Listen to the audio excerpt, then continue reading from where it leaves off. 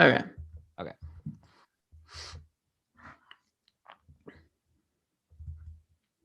All right. Hello, everybody. Welcome to Hello. Hello. Hello.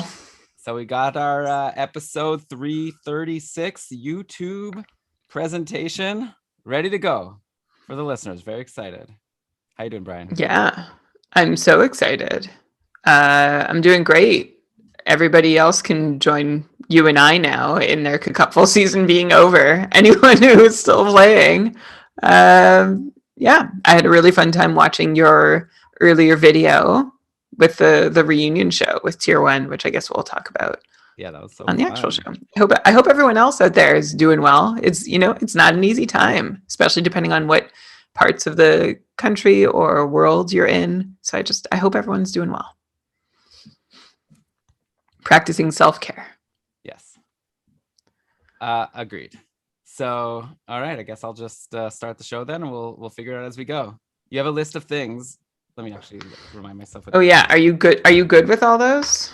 So you want to not do a show next week? I was asking you. I think I'm up for usually whatever you think. Like, I'm good to like stop like on the last week of the like I'm good to keep going until the actual season ends and then take a week off. But well, I'm just trying to figure out when we'd be when we'd want to do a show for the playoffs pool. Yeah, I don't know. Maybe we could just figure it out. Like, look at the schedule. Like, we don't even need to take a week off. We could just do short episodes. Get our blue wire DLs. Okay. But I mean, yeah. So, but I'm open to it. But okay, yeah. So, just did you see my chats during the live show? Unfortunately, like I only saw them at the end. Oh, I had some good comments.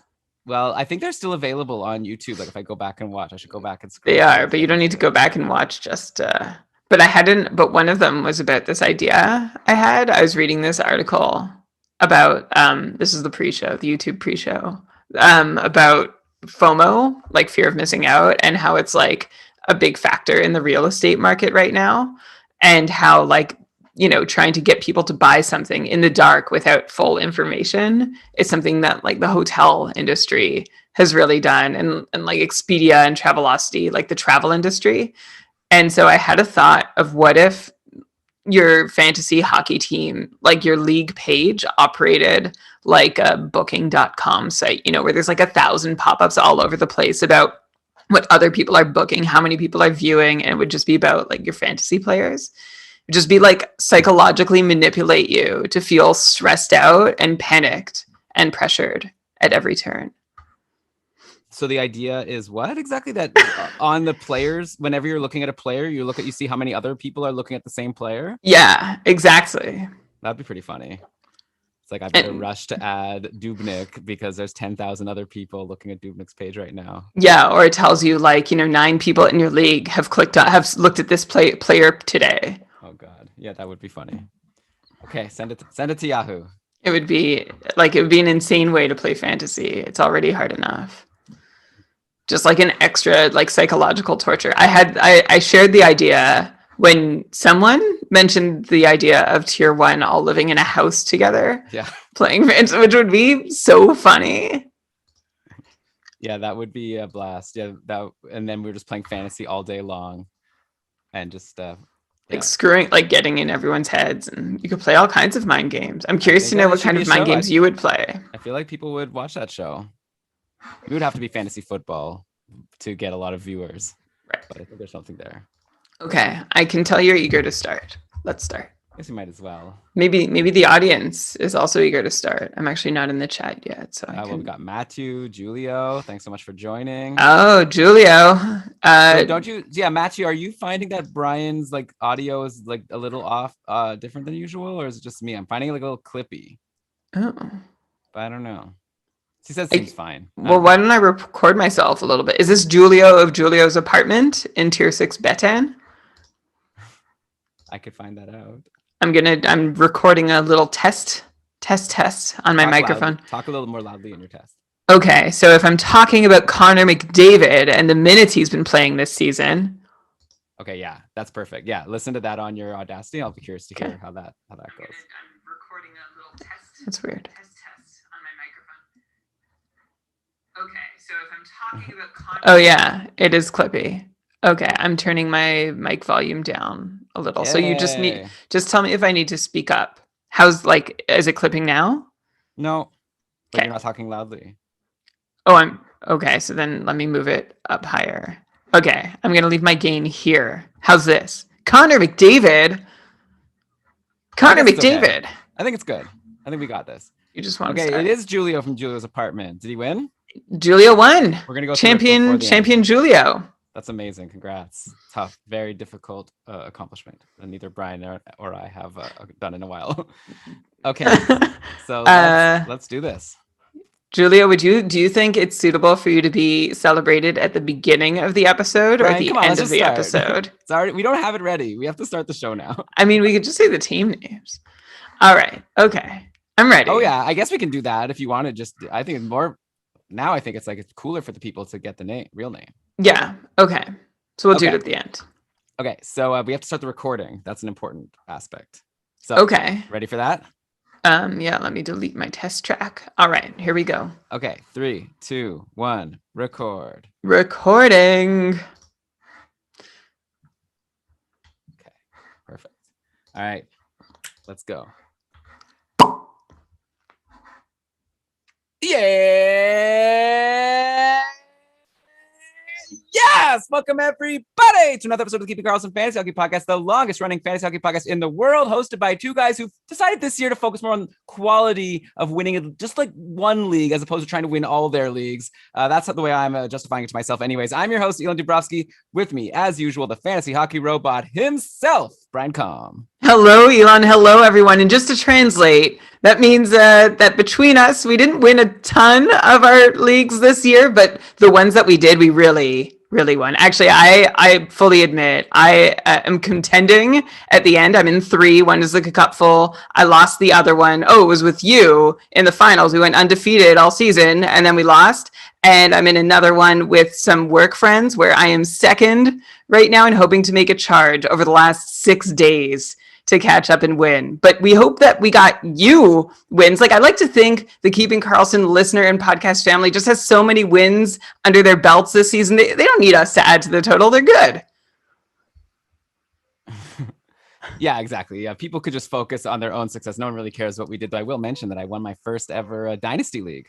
I don't even know anything about prospects. Just won a Dynasty League. Thanks in part to my co-host, Mathieu. So how about that, Brian? But okay. Your co-host. You said co-host. Oh. And also my co-host, I mean, anyway, whatever. I'll take that whole thing over again because like you sounded like super, like I think now turn down the gain because you just talk now a lot louder than you were talking like the whole time in all your tests. So you want me to turn it down? Yeah. Okay. Turned down. So you want me to just say my part again? I mean, if you're up for it. Okay. I didn't want to like interrupt. No, I'm good. All right, go for it again. So here we go. Quality over quantity. Yeah. Brian Com. Hello, Elon. Hello, everybody. Yes, Elon, I guess that's your way of saying that you didn't win too many leagues this year, but the ones you won, you really deserved it. And I'd like to join you in that. I'm in 3 leagues this year that I've been focusing my attention on. I lost in the cupful. I lost with you in the finals in another where we were undefeated all season. And one of our patrons and listeners, Webstar, beat us in the end. And I'm in this one with some pals. This is my work friends league where I am really hoping to pick up the win. We'll find out in 6 days if I can muster up one win. But we know, or at least we hope, that you as a listener have been just picking up trophies left and right all season. And you don't really need us to add to the totals. We've got enough in the Keeping Karlsson family, thanks to you and your extremely competent fantasy play. Right. Yeah, definitely like tweet at us at Keeping Karlsson. Tell us what the leagues you've won so I could just feel like I won those leagues since I didn't win as many as I was hoping to this year. Some rough finals. Brian, in our Fantasy Hockey Trades Invitational, we made it to the finals. We didn't lose one matchup all the way through just to lose to Webstar in the finals. Holy cow. But I did win my first ever Dynasty League. That's my one win this year. We drafted this past summer and I didn't know anything about prospects, but I tried to figure out as I go. And now I think I'm ready to go on Fantasy Hockey Life with Jesse and Victor and teach their listeners how to be successful in Dynasty. I kid, of course. Mathieu, my co-manager. Congrats to us. Cheers, buddy. Okay, Brian, we've got a really fun show today because even though a lot of our leagues are finished, there's a lot of people who still have fantasy leagues ongoing. And so we are going to be here with you until the end to make sure that we can give you all the advice we can to make sure you are successful. I asked on Twitter, who's got leagues still going? I was ready to be like, if everyone was going to say, no, not me, I was like, maybe we don't need to show this week. There's a lot of people who said, no, my league goes 2 weeks, all the way to the end of the season. So we've got a lot ready and I am excited to get through all of our content for this week. For sure. But first, before we even get to that, Elon, one very important league has ended. The Keeping Karlsson Ultimate Patron Fantasy League season for the sixth season of the Cupful has finally come to an end after a wild season. And we have a brand new Tier 1 Ultimate Champion. Congratulations to Dustin Au, who took care of the entire tier of sharks in Tier 1 Sweden. He outlasted Short Shift's host Ben Burnett in the finals to take the victory. Actually, Dustin he pulled an all-nighter. He lives in the UK, and so he stayed up till 5 a.m. his time, scoreboard watching, just to make sure, or watch the scores trickle in. And I guess that's what it takes to be a Cupful Ultimate Champ. If you want to hear more about it, Elon, you were part of this amazing reunion show hosted by John Noholt, who also co-hosted the Cupful Draft with me, where you got a whole bunch of the Tier 1 family together and you all talk strategy, right? And how the season played out. You're muted. Sorry.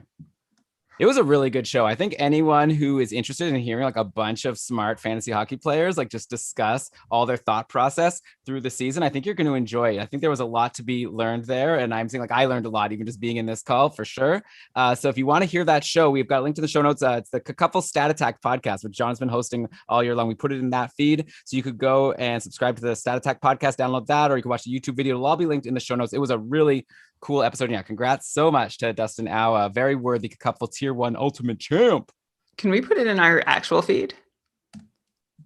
So when? Should I today, whatever. So before this episode? Doesn't matter. I wish you would have said it before. It doesn't have the best sound quality. It's not the most produced show. That's okay. You can say that. Well, why don't can we discuss it later and we could always drop it in the feed later in the week? Okay, sure. Okay. So you said it was a lot of fun. Dustin Au. Right. Okay. Anything else you want to get to? Oh yeah, then you want to promote the next thing. Yeah, so congrats, Dustin. And now the defense begins. There's no rest for the weary Keeping Karlsson Ultimate Patron Fantasy League champ, who start researching and building your spreadsheet now, man. You've got a lot. You've got 13 other managers who are going to want to come for your crown next season, some of whom we'll name and celebrate at the end of the show. If you are jonesing for some more fantasy hockey action, we have our very unique and exciting Keeping Karlsson Ultimate Playoff Pool starting that we debuted last season, where you basically draft a new team for every round of the playoffs in slow drafts. And it's like a survivor pool. It's really interesting. I promise, if you sign up to be a patron, which only costs $1 a month or $1.50 if you're a Canadian, over the off season, you can get a link to register for that playoff pool. You can see all the rules there. It's a really amazing and unique format. And I found it to be the most fun time I've ever had in a playoff pool. Yeah, I had a good time last year also in that playoff pool, partially because I won it. Oh my God. Hey, until there's a new winner, I'm going to keep bragging that I won that pool. If I was Dustin, I'd be bragging that I won Tier 1 Cupful in every conversation I have about fantasy hockey. That's the thing you earn with the win. Which I miss so badly, except for in the Dynasty League. Woo! Okay, so before we get to all of our content this week, we are presented by DobberHockey.com. Definitely want to shout them out. They've been with us all season long with great content. You just heard my episode with Slim Cliffy, Michael Clifford on Thursday. Thanks so much to Michael for joining. And he knows what he's talking about. He writes daily ramblings over on Dobber Hockey. They have a lot of other great writers, plus all the tools over at Frozen Tools. It's an awesome site, dobberhockey.com. Brian, okay, let's get into it now. So what I'm thinking the plan for this week is we'll go through some injuries and outjuries, some hot streaks. We're going to try to give people advice on what's going to happen for the rest of the year, but also for those of you whose leagues are finished, we'll also maybe look at things from the lens of also looking forward to next year for certain players and trying to maybe predict what people should be starting to glean in their prep. So let's start with some outeries. And let's go to Nashville. Filip Forsberg returned from his upper body injury on Saturday. No points in the game. He took 3 shots in the 1-0 overtime win over Dallas, back on a line with Tolvanen and Ryan Johansson. So I guess, not much fantasy advice there. Like Filip Forsberg, I'm not worried about like a pointless one game. I'm sure he's going to be fine. He's had a great year this year. It'll be interesting to see how he could finish things off. It's kind of wild how far players on his team have fallen though, right? Like just when I was looking at who Forsberg was playing with, I saw he was playing with Johansson. I remember there was a time when like Johansson was good and I would be like, oh, good for Marcus Johansson. See, I don't even remember his name. I'm saying the wrong name. That's how like non-relevant he's been for so long. Yeah, Ryan Johansson used to be a solid 55, 65 point guy, really fallen off over these past couple of seasons to the point where even if like Filip Forsberg comes back to play on his line, like I feel like we'd be crazy to recommend for anyone to grab Ryan Johansson, right? Yeah, we would be, which is why we haven't mentioned his name pretty much all season long. He's not a reliable fantasy asset anymore, which is a shame because Ryan Johansson at his peak was a 70-point player, and then he fell to 60 points, and now he's like a 40-point player. Yuck, yuck, yuck. As we mentioned back on the almanac that we put out in 2019, Ryan Johansson's 70-point season in Columbus was actually sustainable. Like it was not a fluke. And he'd have actually done it again in Nashville back in 1819. So it's like, what, 2-3 years ago? But the power play that year for the Predators was total trash. And that's what kept Johansson from being a 70-point guy. He was still a 60-point guy. Okay.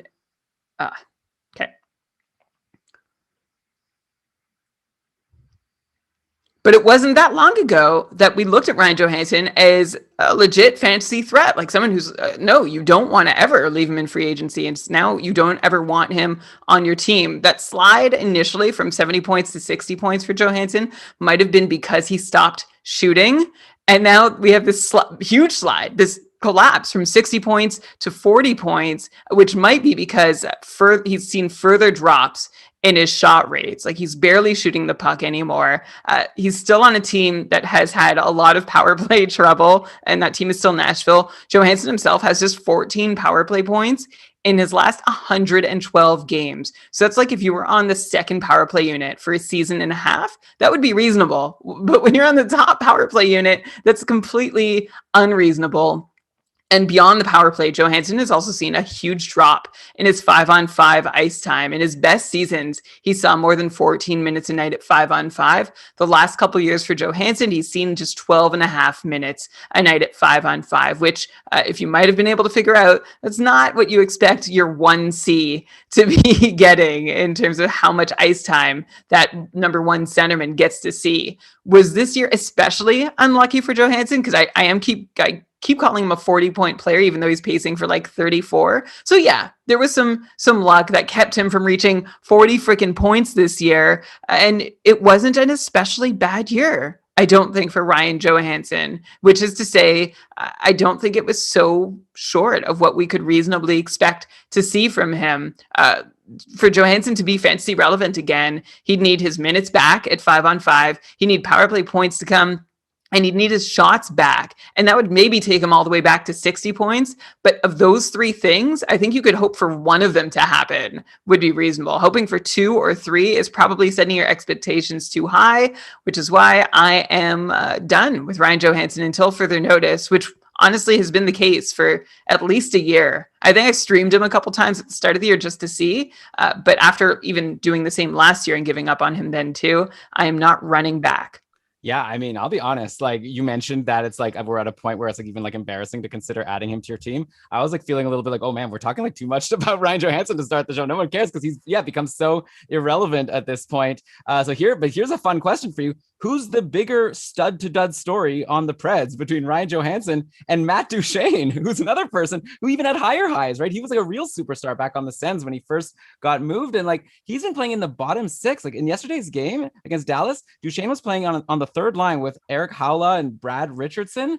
I think like he actually had assists in 2 straight games going into yesterday's overtime win, but still only 11 points in 30 games on the year.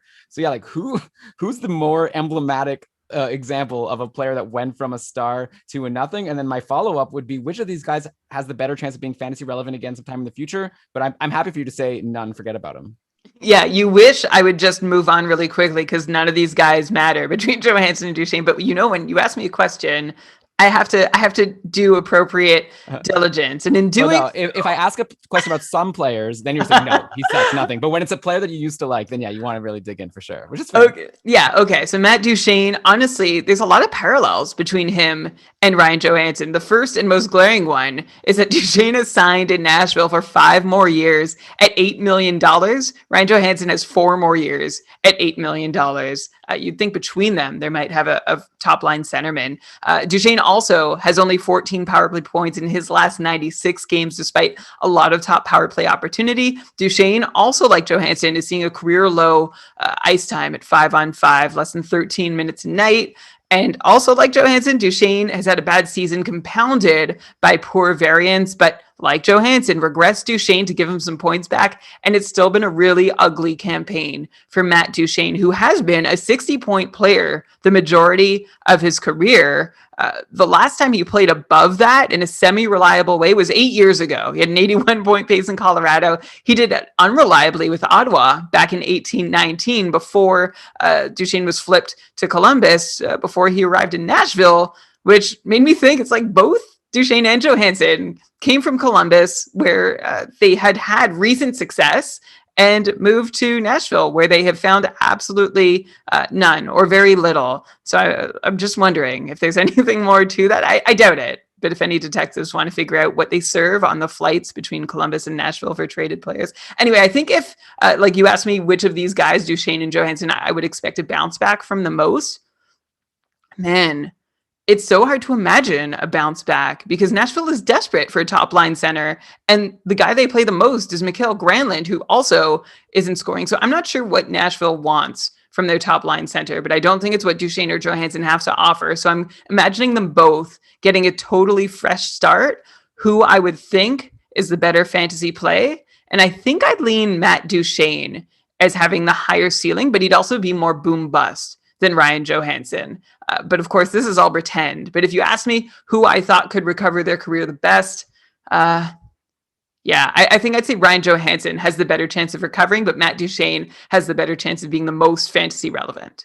Yeah, man, it's just wild. Nashville is really killing careers here. Also, you mentioned Mikael Granlund, right? He was a superstar, or not a superstar. He was like a point per game guy almost in Minnesota before he came over, and now he's had some stretches more than the other two. Anyways, okay, let's talk about someone who's been really good to end our Nashville talk. Let's talk about UC Saros. Another shutout, his third of the season on Saturday, brings him to a .928 save percentage on the season in 33 games. And you know that .928 save percentage is actually like underselling how good he's been, because he actually had an .880 save percentage in his first 9 games to start the season. Then he got injured quickly. So it's like basically since he's come back, he's been a whole different player, like a like top goalie argument in the league, right? With these numbers since he's come back from injury.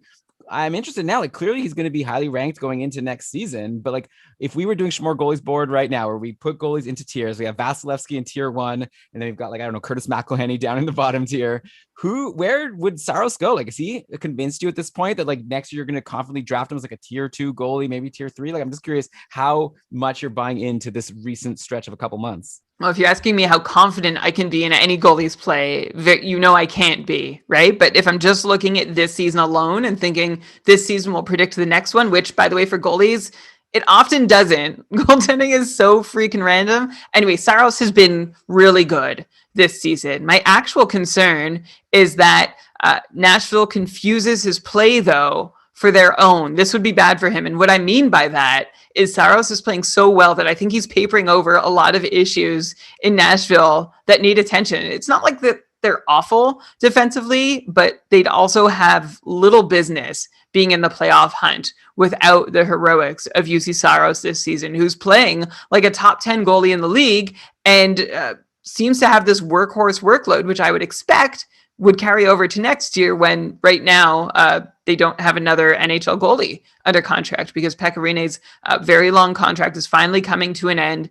So really, if I'm looking at Saros, it seems like he can go on stretches where he can hold his own. And again, if I'm to use this season's data to predict next season's, I'd say, hey, he's capable of having a good year. My only concern is the team in front of him in Nashville remains a big question mark. They don't have a ton of cap space.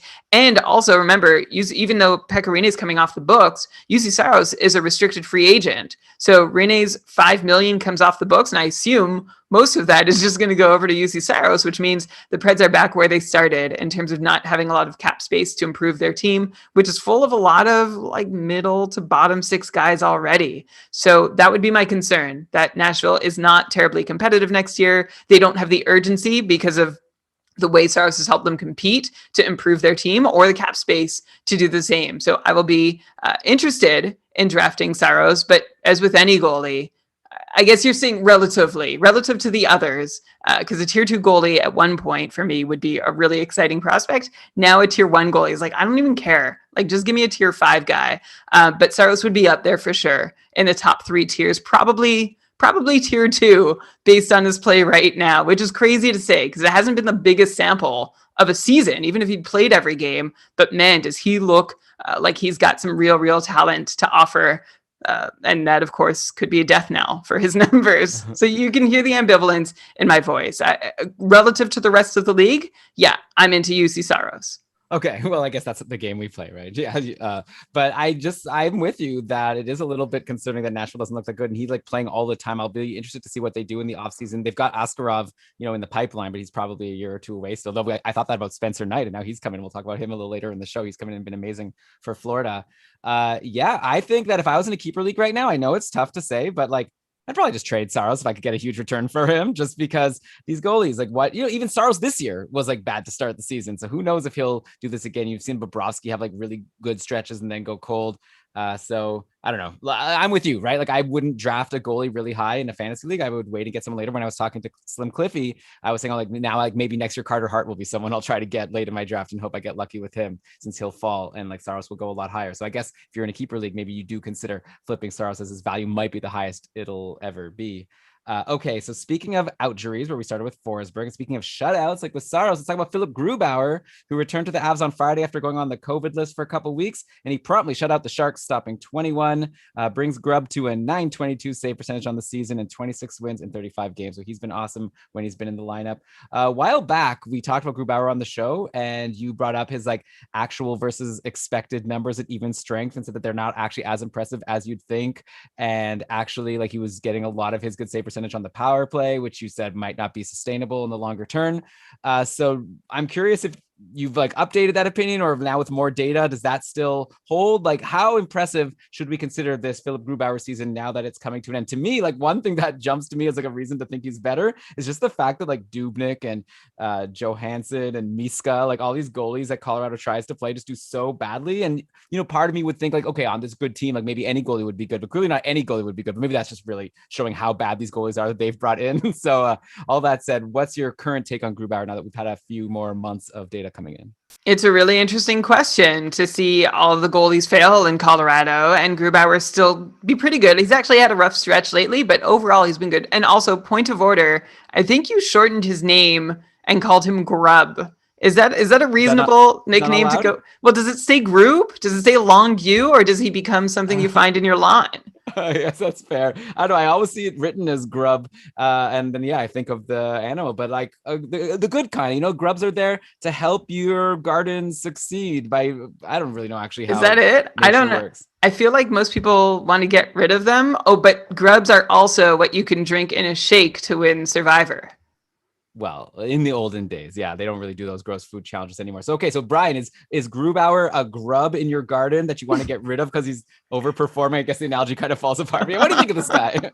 Yeah, Grubauer still hasn't been amazing at 5-on-5, and his penalty kill numbers, which have propped up his save percentage all season long. And this sounds very harsh, I know, for a goalie who's had numbers as good as Philip Grubauer.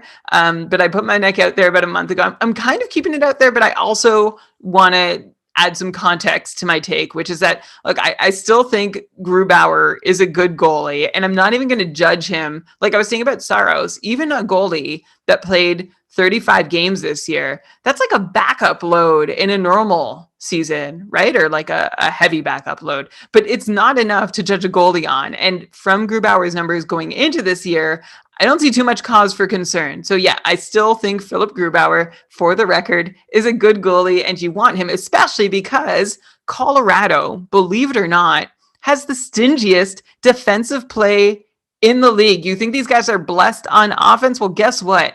They shut it down too, and they might also operate kind of from an offense is the best defense mantra when they have their top line on the ice. But Colorado protects their goalies like no other team in the NHL, which means that, their team, like where even Devin Dubnyk could succeed, or maybe the old Devin Dubnyk, who did the same in Minnesota for a very strong defensive team, but clearly is not the same Devin Dubnyk today. So I'm not knocking Philip Grubauer. He hasn't had the greatest season. I'd rather see some healthier 5-on-5 numbers, but I still believe that he's just fine as at least a Saros level goalie. Like, I'd like him more than Saros because of the team he plays for, if we were to do a more goalies board right now. And I think the conclusions we could draw from the discrepancy between Grubauer's play and the rest of the pack and the Colorado Crees is that either Philip Grubauer has been really good or these other guys have been really bad. And knowing what we know about Dubnyk and Jonas Johansson,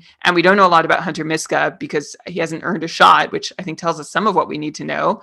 I think, honestly, it could be a little bit of column A and a little bit of column B. Grubauer has looked good because he plays for a really good defensive team and he's a good NHL goalie. The other goalies have just aren't NHL goalies as far as I can tell. Right. So that's not a good measuring stick. It'll be fun. I'm really going to be interested in seeing what Grubauer can do on this playoff run, right? Because I think Colorado has a team that should be able to win a cup, and we'll see if Grubauer could actually, cement himself as a legit number one goalie who could take his team far in the playoffs. Next year, Pavel Francouz will hopefully come back and give Colorado a decent backup or tandem, depending on how Grubauer does, I guess.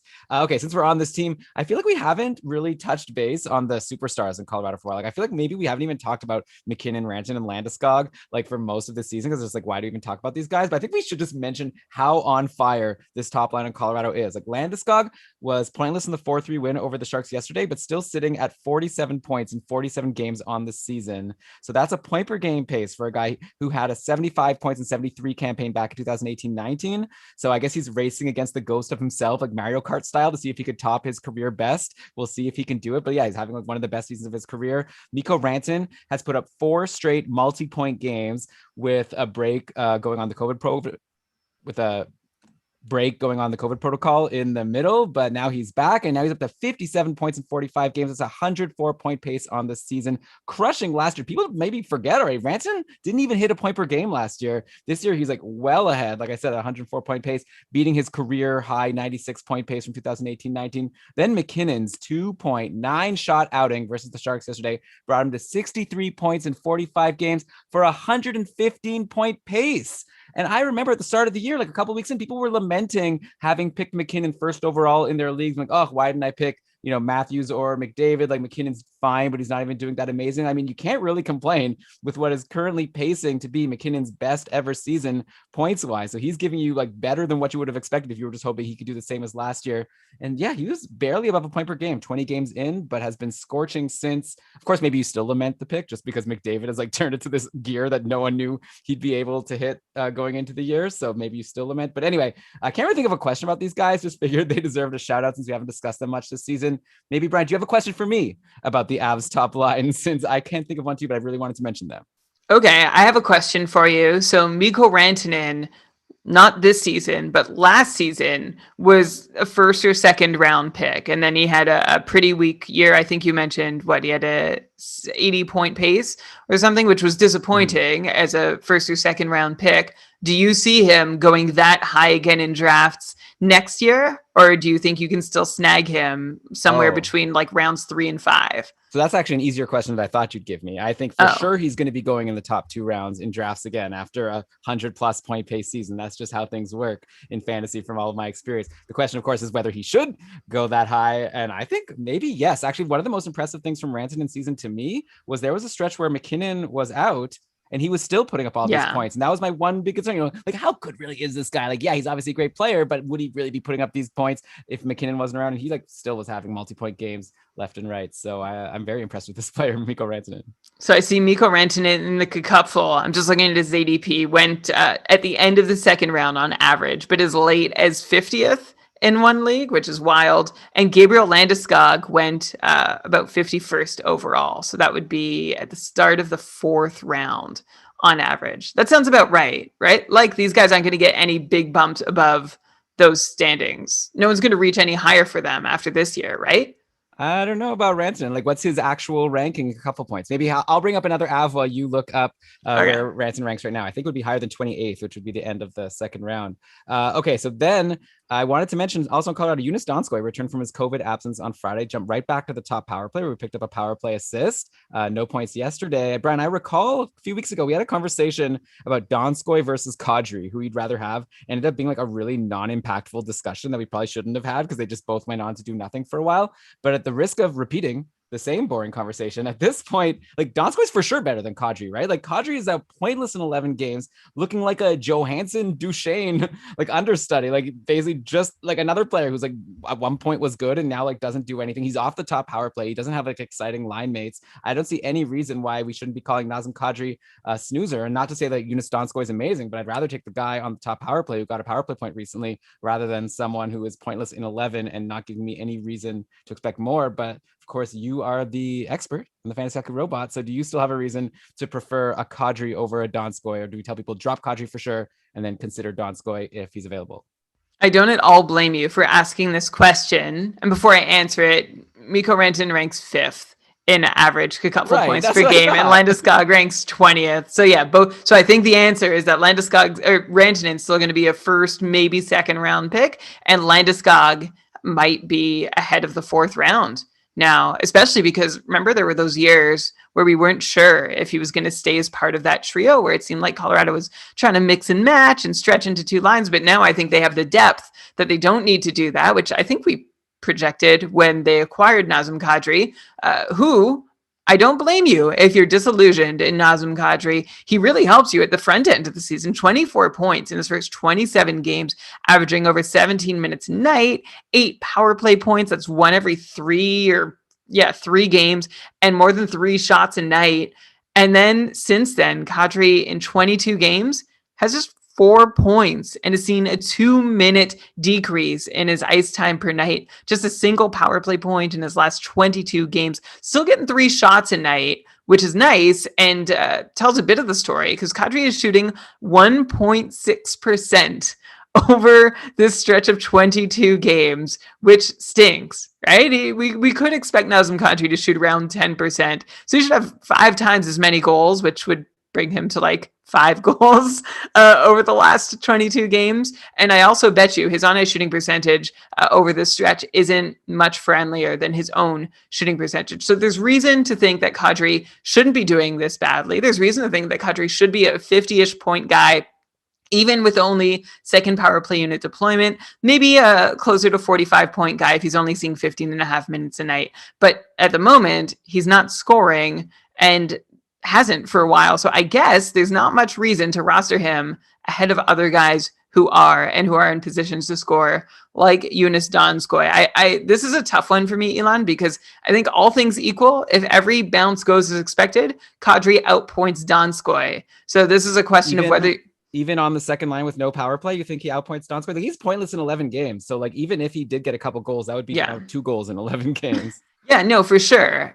But I'm saying he's snake bitten. So it's almost like the gambler's fallacy here, except maybe the opposite of it. Is it, because Kadri hasn't done anything for so long, does that mean he's due? Does that mean he's more likely to do nothing? If I just expect what I expect from Nazem Kadri as a 45, 50 point player, I would rather him over Donskoi. But Donskoi being on the top power play unit in that better opportunity, I guess, makes me lean towards Donskoi. Still, I would just hazard against thinking that Kadri being awful is a really real thing and that he sucks now, which isn't true. So yeah, I'd go Donskoi, but I would be ready to grab Kadri the second we saw his ice time or power play opportunity to get better.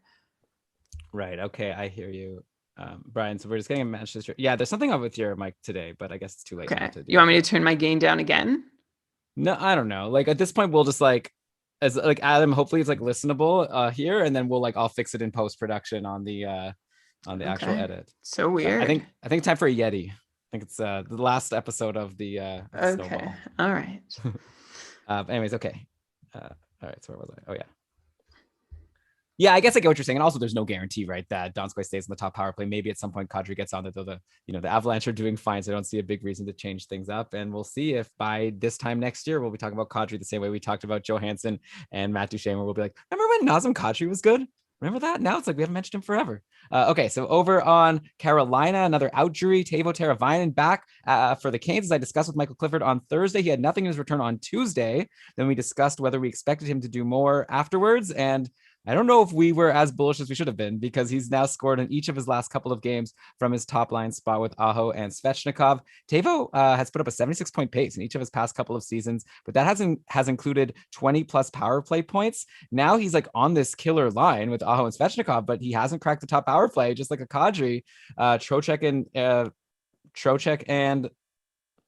and Jordan Stahl ahead of him in that position, and they don't seem to be giving it up. So, Brian, what kind of production do you expect from Teuvo Teravainen for the rest of the season? And do you think it's just a matter of time before he gets his top power play spot back, or do you think the Canes might just keep things how they are, and that's going to limit what Teravainen can do? I wish I knew the answer to that, Elon. I don't, which means I can answer what would happen in both cases. The first case is that Teravainen doesn't land on the top power play. And in that case, I still think he's got 55, 60 points in him. If he does get back on the top unit, of course, you can expect closer to a point per game, or at least 75 points. I took a look at the Carolina power play, and it is mostly humming along right now without Teravainen. So I can't say I know what the strategy is in not having him on the top unit. I haven't been able to find much information about why he's not there, what the long-term plan is. But he's still very rosterable. But he's still very rosterable either way. So I don't know what the actionable advice here is, Elon. Like, what do you think? Yeah. What difference does this make? I guess it doesn't matter, right? Obviously, you hold on. Though in the shallower league, like you could maybe consider dropping a Teravainen if he's only going to be like a 60-point guy. That if it's a categories league where if he's not giving you power play points, he's not giving you hits and blocks, at some point maybe you don't hold on. So something to be concerned about, but it's just such a good top line. So I think until they shake it up and even out the lines, you kind of have to hold on to a skilled player like Teravainen playing with Aho and Svechnikov. And then we'll have to, rack our brains over the offseason to try to project this guy and try to guess if he's getting on the top power play. And I guess we'll learn from a playoff run potentially what ends up happening with Rod Brind'Amour and the Canes.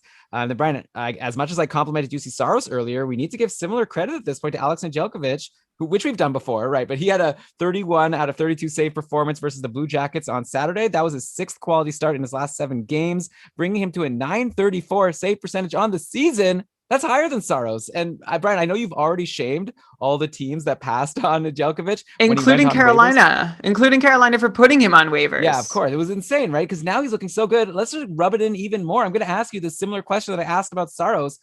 I'm sure people are aware, Mrazek and Reimer, they're UFAs, right? They may not even be back next year. So let's just for fun pretend that Carolina doesn't bring back a real competitor. Let's say they bring back Reimer and not Mrazek, and it's clear that Nedeljkovic is being groomed to be the starter. How high would he go in Schmore Goalies board? Would he be in the same tier as UC Saros? Because Saros is really good, and I'd imagine you think that Carolina is a better team than Nashville.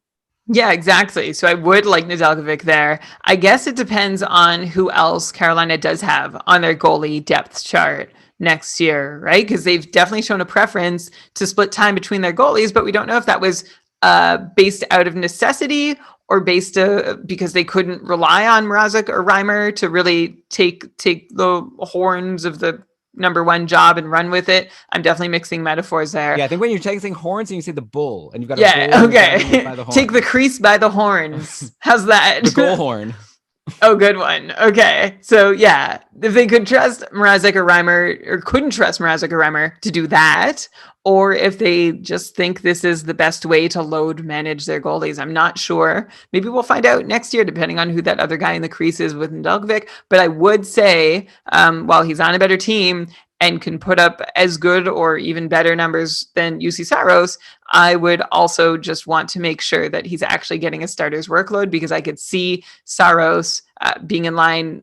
If I had to guess now, I would definitely have Saros getting more starts than Nedeljkovic, regardless of who the other goalie is in Carolina. Yeah, well, like you said, we'll also have to find out who the other goalie is in Nashville. So we'll have a lot to learn over the summer. So fun, like having some new goalies, like which more goalies Borg next season is going to have like a whole brand new tier two. Like everyone from tier two this year, like your Carey Prices. I don't know, he probably wasn't there, but like seems like there's a real changing of the guard recently, and the new young goalies are coming in and taking a really strong role on their team. And I've actually got another goalie I want to bring up next, but first, let's hear a quick word from our sponsors. So you're listening to Keeping Karlsson. We'll be back soon. All right, we're back. And like I said, I want to talk about some more goalies here. Let's go to Buffalo. And let's also switch to injuries. We're doing some outjuries. We've got to get to the sad times here. And Ukko-Pekka Luukkonen played his 4th career game on Saturday for Buffalo versus the Bruins. But unfortunately, he went down in the second and couldn't finish the game. I don't think there's been an update yet on his health. So that's too bad, because he's someone we were really excited to see what he can do, and seemed like he was, doing as good as you could expect for a goalie on the Sabres coming at the end of the season. So it'll be really interesting to see what happens in the Sabres net next year, right? Because Linus Ullmark was doing so well before he got injured, but he's starting to look like a bit of Antti Ranta with all these injuries, and he's a UFA. So who knows if he'll come back. So that'll be another really interesting offseason situation to see what the Sabres do. I think they'd be best served if they could get Ullmark back and have Ullmark and Luukkonen. That could be a really nice goalie tandem for them, and maybe they could also then load manage Ullmark so he doesn't get injured as much. Who knows? But anyway, I'm interested to see what happens there. In the meantime, I guess it's Tokarski time again to probably to end the season. He's had 3 really poor games in a row since we talked up how well he had been doing on the podcast. So we totally jinxed him. The Sabres play 4 times next week versus the Islanders twice and the Penguins twice. I'd imagine Tokarski is like a bottom of the barrel, like only if you're so desperate option in goal, in net, right? Like even though he had that good run, I feel like it's really hard to depend on him in like a championship matchup. 100% agree. And I agreed. Like I said, this is what I suggested before when he was on that good run. That was, I mean, it was 5 games, so that's great. But he's definitely not someone you can really rely on. And I would be very afraid to have him in net in a crucial moment in my fantasy matchup. Yeah, so it's been cool to see him like kind of turn his career around, and maybe he'll get a job next year as well, which would be, probably the best case scenario for him going into the year. I don't think he thought that would be the case, but yeah, I think Buffalo would be best served to have Luukkonen and Ullmark and not have Tokarski as someone they have to rely on. Okay, no offense. Also, since we're on Buffalo, how about Casey Mittelstadt really rolling? His 2 assists yesterday extended his point streak to 5 games. He now has 16 points in his last 18 games. This is already like a month-long run of Casey Mittelstadt being super fantasy relevant. And I'll admit, Brian, I didn't add him in any of my leagues, and he was available in all of them for a big part of this run. And I just kept on thinking, now, come on. He's like, even when we talked about it on the pod, I still have the back of my head, I was like, yeah, I'm not actually going to like add him over someone more reliable. But no, at this point, I think that he's like, I don't know, to me, I'd be curious to get your thoughts, obviously, on how for real this is, because he's also doing this away from like the equally hot Sam Reinhart. Like at even strength, Mittelstadt is playing with Rasmus Asplund and Arttu Ruotsalainen, which is obviously a step down, you'd think, from the players Reinhardt's playing with, though maybe to be fair, like Jeff Skinner's not the most amazing. But Casey, to me, seems like the clear number 2 Sabres forward to own for the rest of the season at this point. Brian, what's your early sense of how you'd project like a Casey Mittelstadt for next season, or is that just too hard of a question to answer right now? It's a pretty hard question. I think it's a really funny frame. He's definitely the number 2 Sabres forward to own right now, like to have on your fantasy team. I'm trying to think, is there anyone else even justifiable? I mean, Olofsson, people like him, but he's, not been that great. Who else would be there? No, I don't know. And Mittelstadt is still, I think, barely rosterable. I, like you, have watched him go on this run, 16 points in 18 games, 9 goals and 7 assists. I've watched him just languish in free agency and maybe get streamed in once or twice here and there by teams who aren't me. And I guess what I'd like to see from Casey Mittelstadt is him to shoot more. He has just 34 shots in this 18 game run where he's been doing well, which is like, it's not awful. It's almost 2 shots per game. But when he has 9 goals as the backbone of this little streak he's on, that makes me pretty concerned, because it means he's shooting 27%. And I don't see a lot to love. Like, I'm trying to look for reasons other than just the pure point production, and I can't really find any that make me love Casey Mittelstadt. So I'm still pretty meh on him overall. I think if Buffalo is playing and you need a streamer, he's definitely earned a place in that conversation as somebody you should bid on. But for this year and next, I'm still not getting too excited about him. I'm not about to start counting my chicks before they Mittelstadt. Oh, it's terrible. Did you write that out and plan to say that? Yes. Oh my gosh. Sound which like makes maybe it, that. yeah. Yeah. That'd be reasonable maybe if it was off the cuff, but I guess it's the end of the year, so we're taking out. We've already used most of our A material.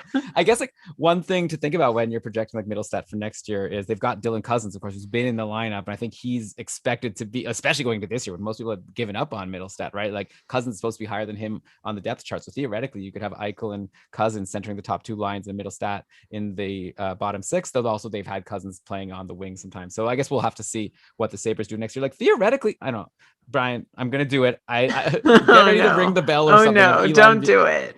The Sabres look like they should be good. Like, there it is. Now, like Middlestat is like, so what a big difference. They have Middlestat, who looks like finally like a good player, the player they drafted in the first round. They've got Dylan Cousins, who's like a real blue chip prospect. Like Eichel, like Dahlin is starting to turn things around. Like he's hopefully gonna get better. Like Ukko-Pekka Luukkonen, like we talked about. Like we have a good core here. Like just, I don't know, figure it out. Core is generous. There's some decent pieces for sure that you can build around, but you're still, I think, at least a few years, maybe a lottery pick or two away from being able to have the pieces for a contender.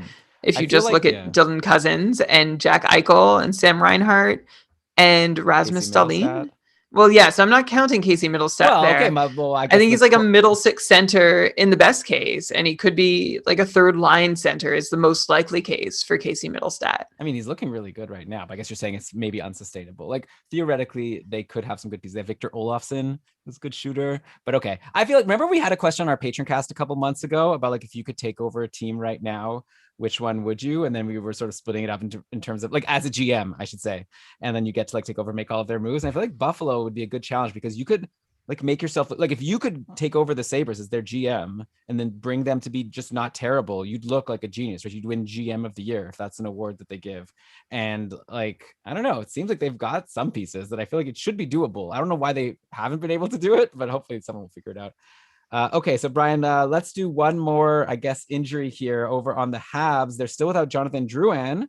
So you could add him, by the way, to the Duchesne and Johansson and maybe Nazem Kadri category, another player who used to be really good. And now it's like, why do we even mention him on the podcast? He's so irrelevant. But anyways, the fact that Drouin is so irrelevant was actually very funny. He got injured. And like, I don't think I saw one tweet from a Habs fan saying like, oh no, Drouin's injured. That sucks. We're in so much trouble. Every single tweet was like, oh, sweet. Does that mean Cole Caulfield could get called up? Like all of a sudden, everyone was like losing their mind. Imagine Drouin being on Twitter and seeing just how everyone's so happy he's injured, just so that the Habs could go and call up this other player they weren't going to have the opportunity to otherwise. You know, he's not injured, right? He left for personal reasons. Oh, right. Okay. Well, that's even worse then. I wonder if that's part of the personal reasons is reading all these sad things. So I don't know what's going on with Drouin. Anyways, forget about him. I wish him well, of course. Cole Caulfield got into the lineup, as everyone was excited about, and he just scored his first career goal in yesterday's 3-2 win over the Sens. So, Brian, here's a one for you, which I think I might... Well, actually, I'm curious to see how you'll answer this. Caulfield versus Middlestat, rest of season. Who do you like? And then also next season, who do you like? I like Cole Caulfield in both scenarios. Caulfield has 12 shots in 4 games, and like that's good, but it's really great because he's playing bottom 6 minutes. He's playing minutes where you normally can't cobble together 2 shots, let alone averaging 3 per game. I love seeing Caulfield. God, I'm going to stumble over his name his whole career. I love seeing Caulfield fly on the ice and getting opportunities to shoot the puck. And while he's on the ice, Montreal is consistently still controlling the shot attempt share. Even though Caulfield has been up and down the depth chart, I still prefer him to Middlestat because Caulfield's worst case scenario is he plays with, I guess, Jake Evans and Arturi Lehkonen, which isn't that much different than Rasmus Asplund and Ruotsalainen, right? Ruotsalainen? I know I can't say his name. I should actually try and say his name. Ruotsalainen? It's Ruotsalainen, right? I've never heard anyone say his name. Ruotsalainen. Maybe go from which isn't that different then. Yeah. Which isn't that different from Rasmus Asplund and I should get his first name.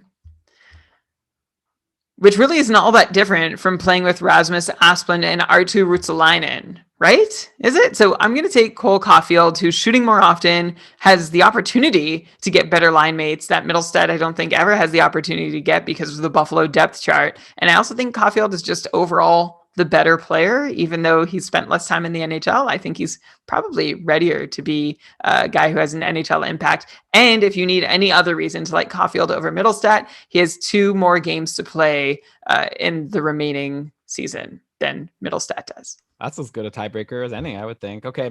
And then let's go back to talking about players that remember when they were good. I remember when Josh Anderson was like the biggest gem coming out of fantasy drafts this season. He had 11 points in his first 13 games. I remember really kicking myself that I didn't get him in the cupful. Like I knew I wanted him going into it. And then Lewis like outbid me, or I think I ran out of money at that point in the draft. And I was like, oh, I knew he would be good. And then he was like scoring goals almost every game. And I was like, I knew it. And I didn't get him. Anyway, forget that. Dude has totally disappeared. He's pointless in 6 now. What the heck happened to Josh Anderson? Like, are we in snoozer territory for him? Like, for even people still competing in their leagues, do you have to move on from Josh Anderson, like I suggested for Nazem Kadri? Or, like, I'd be curious to know, like, if you have Caulfield out there and you have Josh Anderson, is that something you actually consider swapping? Yeah, you do. I don't know if you remember, Elon, but back when everyone was going gaga over Josh Anderson at the start of the season, I think I told you back then he was overperforming. Anderson started his season with 9 goals on 38 shots, which gives him a shooting percentage of almost 25%. I guess the difficulty there was we weren't sure, there'd been so much pent up excitement for Josh Anderson because he was supposed to have done this in Columbus last year, but was injured all season. And even the year before, there were signs of it. So it's just like we were waiting for the Josh Anderson. We thought this was the dam breaking for Josh Anderson becoming this super high impact NHLer.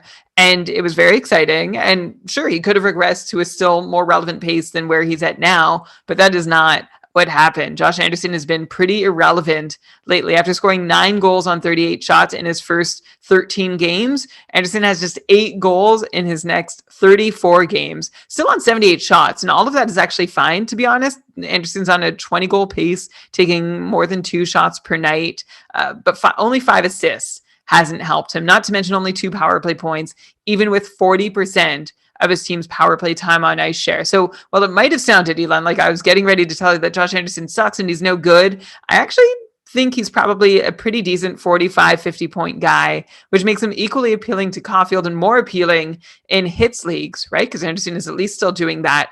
Although just keep in mind, Anderson's shot taking has not been as consistent as Caulfield so far. Anderson's shot counts have been running really hot and cold most of this year. Just look at the last 6 games. Anderson's last 3 games, he's taken 12 shots. The 3 games before that, he took no shots in 3 straight games before taking 12 shots over the next 3. So, Josh Anderson, nice in hits leagues, can help you in shots, but don't expect a ton of help in points above, hopefully, a 45-point pace. Which is nothing. 45-point pace is like not rosterable. No, so he's like a guy who can get you serviceable production in scoring and fill some other categories along the way. Yeah. So basically big bummer, right? Because I was hoping obviously for a little bit more than that. I guess now he's like what Patrick Hornqvist used to be when he was on Pittsburgh. He gave you some category coverage and around a 45-point guy. So that's too bad, man. Josh Anderson. Oh, well, hopefully you're wrong for Habs fans. And I have him in my dynasty league, which Maddie and I won in spite of Josh Anderson, because he did not help us this past week at all, like you just outlined. All right, Brian, so speaking of my dynasty league, since I'm clearly now an expert in all things prospects, which is actually totally a lie because we won by deciding to win now and kind of throwing the prospects draft and just focusing on getting players that can help us, which, hey, is a legit way to win a dynasty league, right? But anyways, I was thinking there are some exciting young players that have started recently, much like Cole Caulfield. So why don't we go through a little prospectus, and maybe we could give our thoughts on if any of these guys are worth looking at this year. And maybe, I don't know if you have any comments for next year. Obviously, we could get like Victor Nuno or a prospect expert to come on at some point, the Cam Robinson type, to help us. But in the meantime, here are some names that have jumped out at me as players I think we at least have to mention. Maybe you could give me like a heat score. How excited are you about this player? 1 to 5 fire emojis. Sound good? Okay. Do I type the fire emoji? No, you say fire emoji, fire emoji, fire emoji. Fire. That sounds terrible. So I'm just going to say out of 5. Okay. So here we go. Number 1, the 2020 second overall pick, Quinton Byfield, has played his first 3 games in the NHL for the LA Kings this past week. No points so far in those 3 games. He had 4 shots in his first game, but only 1 over the next 2 games. He's playing on a line with Kempe and Athanasiou. So, obviously second overall pick. We've heard lots of great things about this guy. Not much production yet. Not a great line. Any fire emojis for the rest of this season for Quinton Byfield if he's available? I guess we'll have to wait and see if he gets played a little more often. So far, Byfield's deployment hasn't been great. I like him with Kempe and Athanasiou, but it seems like his minutes have been pretty limited so far. So for that reason, I will give, it's all relative, right? I'm not going to give any of these guys 5 out of 5 fire emojis. Okay, no, but I guess it's also just, I don't know how to do this, to be honest. Okay, I will say Quinton Byfield gets 3 fire emojis out of 5. Okay, for the rest of this season. Yeah. And obviously, the sky's the limit for this guy. I think LA's planning to build around him for sure. Yeah. Okay. So I think it should be like, and again, now we're like putting something into the ground here that no one even cares about. But like, I'm thinking like, how excited are you when I mention this name? Are you like, do you feel the fire inside of you? Ooh, I want to add this guy. Okay. 2 fire emojis out of 5. Okay. Next up, how about former Leaf Alex Barabanov, who Ben talked about on a recent Short Shifts episode? 2 points for the Sharks yesterday versus Dubnyk and the Avs. He has 4 points in his last 4 games now, playing on, I think, top line with Evander Kane and Tomas Hertl. So you would think Alex Barabanov, a guy who was waived by the Leafs, how good can he be? On the Sharks, like lots of these players are getting really strong deployment, like Alex True, we talked about on the last show, and Gregor, like all these like nobodies, right?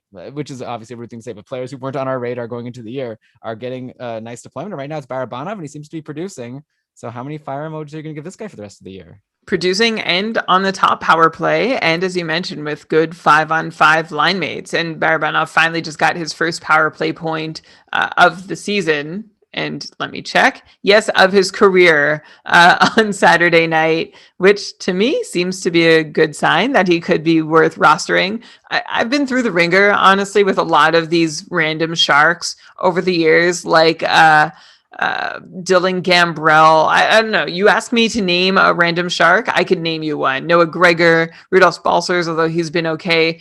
Sasha Chmelevski. I'm not even sure I'm saying the name right. In any case, Barabanov seems interesting to me, but just with the caveat that so many other Sharks have because of their deployment. But I really like where he's playing.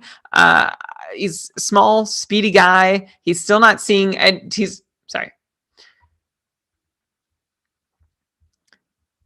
a small, speedy guy, and he's seen an immediate uptick in deployment. He's playing top 6 minutes after playing 5 to 10 minutes a night in Toronto. So I'm very curious to see where this goes. And that's why I'm going to give him, did I already say? I'm going to give him 4 fire emojis out of 5.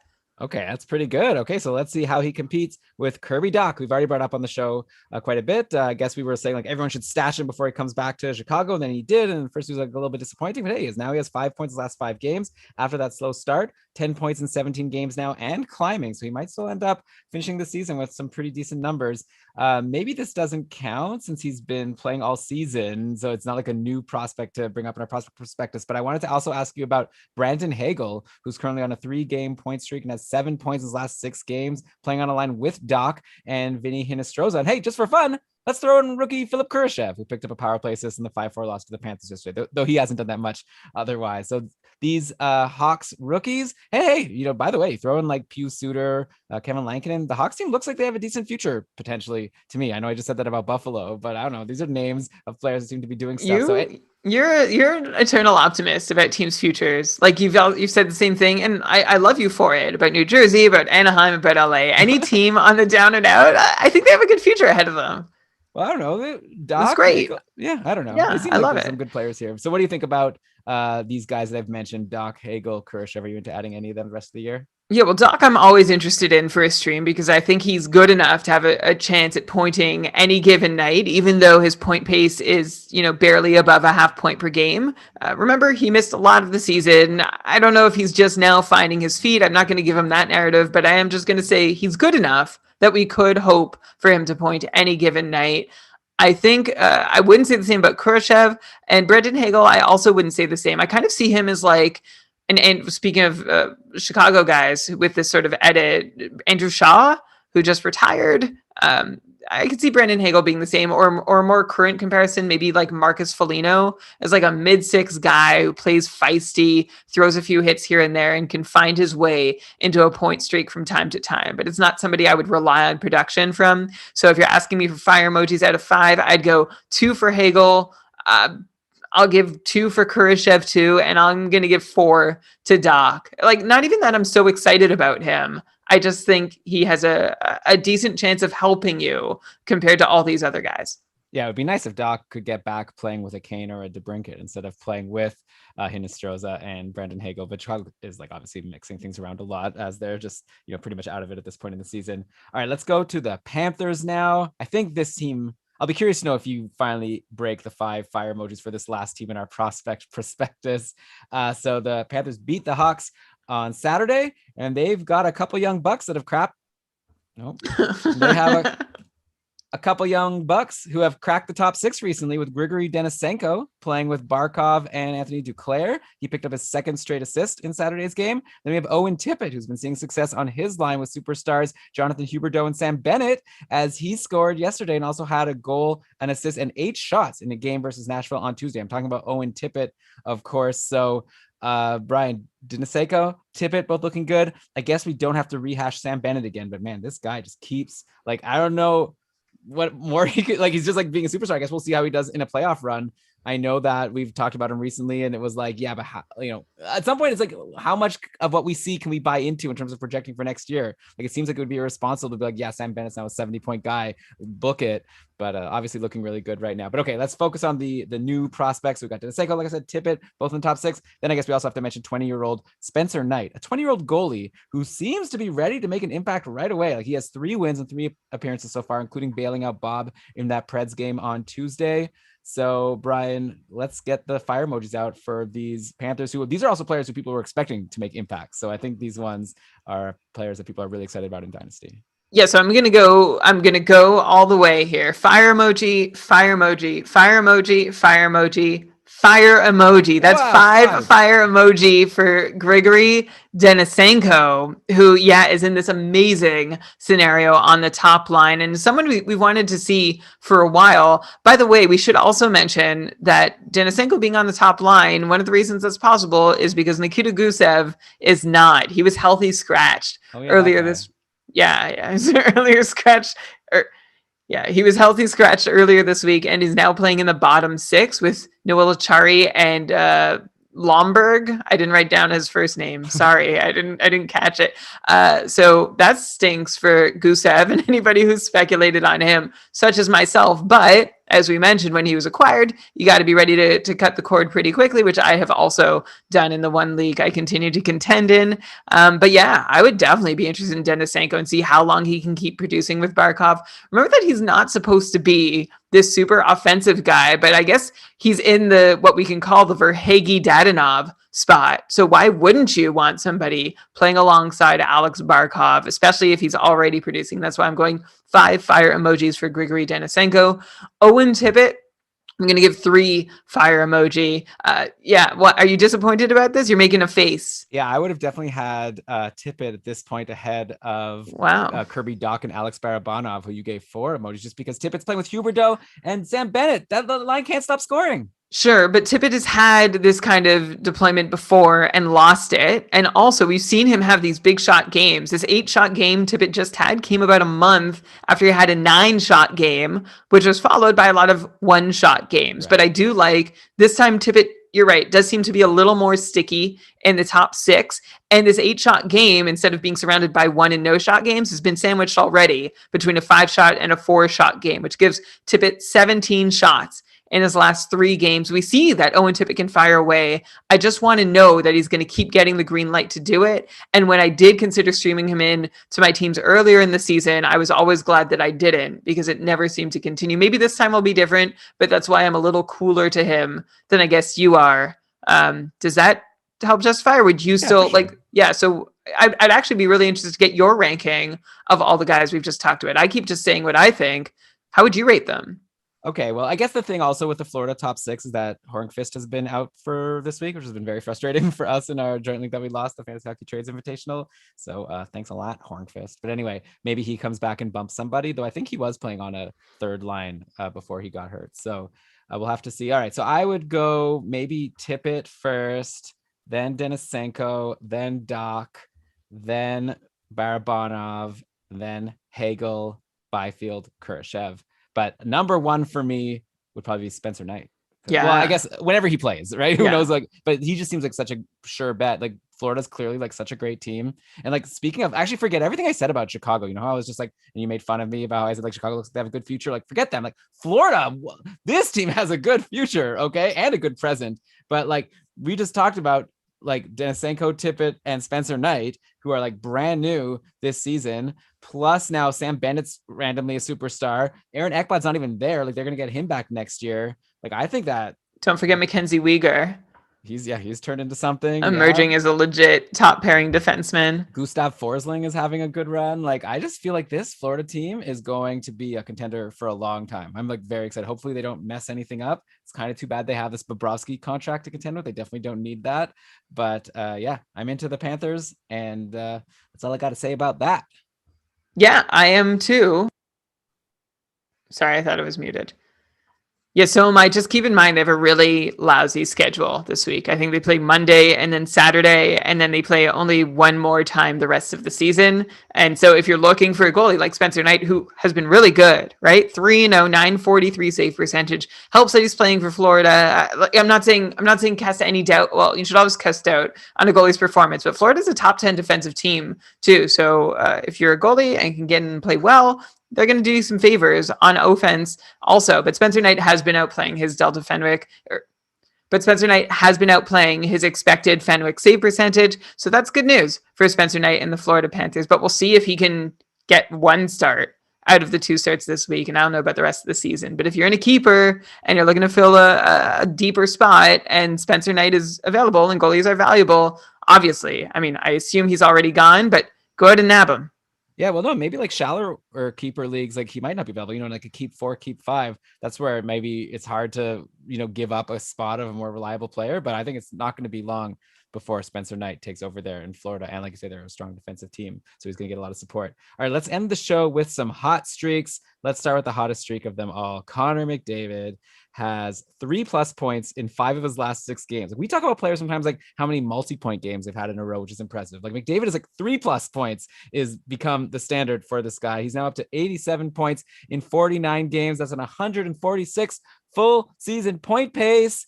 He's got 7 games to go. He needs 13 points to hit 100. That's nothing. That's not even 2 points a game. McDavid is getting 3 points a game. Brian, come on. He's totally going to do it, right? McDavid's going to hit 100 points.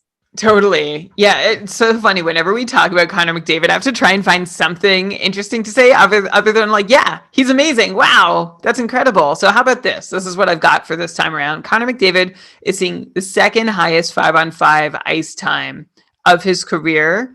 He's also the only forward in the NHL seeing more than 17 minutes a night at 5-on-5. He leads the league in 5-on-5 ice time per night by 10 seconds over Patrick Kane. I was going to make you guess, but I think that's probably not the most exciting thing to guess. So Connor McDavid leading the league in 5-on-5 ice time, also leading the league in all situation ice time, of course, because of all the power play time he gets. Obviously, the Oilers want his unit on as often as possible, but I did browse the list of players at near the top of the league in ice time in all situations per night. And some of the names surprised me. Elon, tell me if they surprised you too. Some of the other biggest workhorses in the league, JT Miller ranks 8th in all situations ice time per night. Alex DeBrincat ranks 12th, and Alex Iafallo ranks 20th. So those to me, like this to me is a reason to think, oh yeah, these guys are really getting a ton of play, clearly trusted by their coach to be out there in many situations. And to me, that ups their fantasy value a little bit for next year.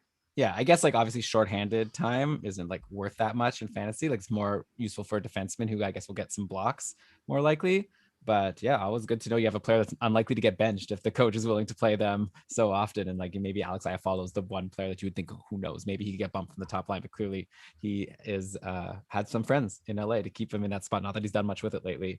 Okay, by the way, I think Dave Tippett has decided that he wants to help McDavid get to that 100 points on the season because it would just be so cool. So he's reunited him with Draisaitl at even strength. So McDavid doesn't have to play with like, what was it, Puljujärvi and Archibald the last time we talked about him. Now it's, you know, McDavid, Draisaitl, Yamamoto, and then they're figuring it out with the second line. It obviously worked. McDavid had a goal and 2 assists in that game on Saturday. Draisaitl 4 assists which was very useful to Maddie and I to win our Dynasty League. Okay, so next hot streak, Johnny Gaudreau. He's no McDavid, but he has scored a goal recently he's no McDavid, but he scored the lone Flames goal in the 4-1 loss to the Oilers on Saturday, which extended his point streak to 7 games. He has 12 points in his last 10 games. So, like, if you don't, people may not remember, like, Johnny Gaudreau was super cold before this run in his last 10 games. He got so cold to the point that he was dropped in a couple tier 1 because he had a bad schedule that week. And I remember Ben and Lewis on short shifts were talking about, like, is he even worth adding if he's dropped in your league? And I think their conclusion was, maybe not. Like, he hasn't been doing much. But I don't know, Brian, what has changed in this recent stretch for Johnny Gaudreau to being, like, potentially not even rosterable in a lot of leagues to, kind of getting back to the superstar that people drafted him as? 12 points in the last 10 games, like I said. Well, it helps that Johnny Gaudreau has started scoring. He hasn't started shooting a lot, though. In his last 10 games, Gaudreau has just 19 shots, but he scored 5 times on them. So that helps Gaudreau get up to this hot streak that he's on. It also helps that his teammates are scoring. He's picked up 7 assists, which honestly hasn't happened a whole lot. Gaudreau hasn't seen a ton of goals scored while he's on the ice until lately. And he also has 3 power play assists, too, which is nice. That's a nice little total for a 10-game stretch. So you can hear maybe in my voice that I'm still not totally convinced that Johnny Gaudreau is quote unquote back, or like we can count on him to do the things we thought we once could count on Johnny Gaudreau to do. So I'm going to take a minute here and just say I'm still really concerned about Johnny Gaudreau's shot rates. They're still almost 50% less than what they've been for the last 2 years. I started the show talking about Ryan Johansson and how he never shoots and how frustrating that is. Johnny Gaudreau is in Ryan Johansson shot rate territory at 5-on-5, which is bad. I like happy endings as much as anybody, especially at the end of the season. A good way to build some momentum going to the next one for Johnny Gaudreau, but I still have very real concerns about things ever working out this well on a consistent basis for Gaudreau again in Calgary. He seems like somebody who needs a team built differently around him or a different team altogether to get back to the levels of success he once saw. I'm not totally reconvinced that the old Johnny Gaudreau, or even a point per game Johnny Gaudreau, can come back next year just because of this little run he's on. Interesting. Sounds like maybe now would be a good time for the Flames to try to trade him again now that he's on a hot run. Maybe same for a fantasy manager in a dynasty league or a keeper league. Okay, next, Brian. Oh, you know what? We've been on Boston for a while, like ever since the trade deadline, talking about Taylor Hall, talking about Craig Smith. I feel like meanwhile, we haven't talked much about your favorite player. You must be so excited to brag about David Krejci. What a run he's on. His 3 assists yesterday brought him to 14 points in his last 11 games. Krejci is only 43% rostered on Yahoo. To me, he's like the most obvious ad. If your league is still going, next week, Boston starts the week playing on Monday and Tuesday versus New Jersey. Come on. Krejci's on a roll. And he's got one of the easiest teams to score against going to start next week. So people should, I can't imagine you're going to give me any resistance here about Krejci, right? No, of course not. You know my history with David Krejci. I love him. And you know the kids book, I don't know if you know, if you give a mouse a cookie, if you give a moose a muffin, they're actually not very good. Why would I know books. this? I don't know. You might have read them I knew them before. It's an old book. I guess I'm a teacher. So if you give a mouse a cookie, if you give a moose a muffin, then what happens? Yeah, it's actually a really bad book. I don't like it. I don't know if I should say that. I got it as a gift from a friend who definitely doesn't listen to this podcast. But yeah, it's just like a really long story that's kind of boring and annoying to read. But I was reminded of it because to me, this is if you give a centerman a winger, this is what happens, right? David Krejci, I've been talking about, is better than your average second line center in the NHL, but he's had so little to work with for the last so many years. And this run that David Krejci is on coincides with exactly the moment that Taylor Hall arrived. And yes, Krejci's run, I'm going to call everyone else on this episode out for their shooting percentage. I got to call Krejci out for his 6 goals on his last 22 shots for 27% shooting percentage. Also, Krejci has picked up 3 power play points from the second unit in this run, which is more like an every 20 games expectations rather than an every 11 games expectation, which is the window in which he's managed those 3 power play points this time around. But it's nice to see things working so well for David Krejci. And I believe that he can continue doing really great things with Taylor Hall at 5-on-5, of course. And I mean, don't look now, and this isn't news or anything, but don't you think Boston is just rolling towards being a very serious cup contender? Again, they've got 2 scoring lines rolling, including their top line, which is still arguably the best in the league. Now they have Krejci and Hall clicking on the second line. They've got a top 5 defense. Their rookie goalie, Jeremy Swayman, looking like he could carry the team through a cup run, let alone Tuukka Rask is still there. Boston is a very, very scary team to be looking at in a playoff matchup. Who do you think is more scary at this point between Boston and Florida, who's also on a nice run and has their own acquisitions of Sam Bennett just going crazy right now, and a strong goalie in Spencer Knight, who's the same as Jeremy Swayman, right? Maybe even better. Yeah, interesting. I mean, I'm definitely not going to let the Bennett to Hall comparison slide completely as a new acquisition for a top 6.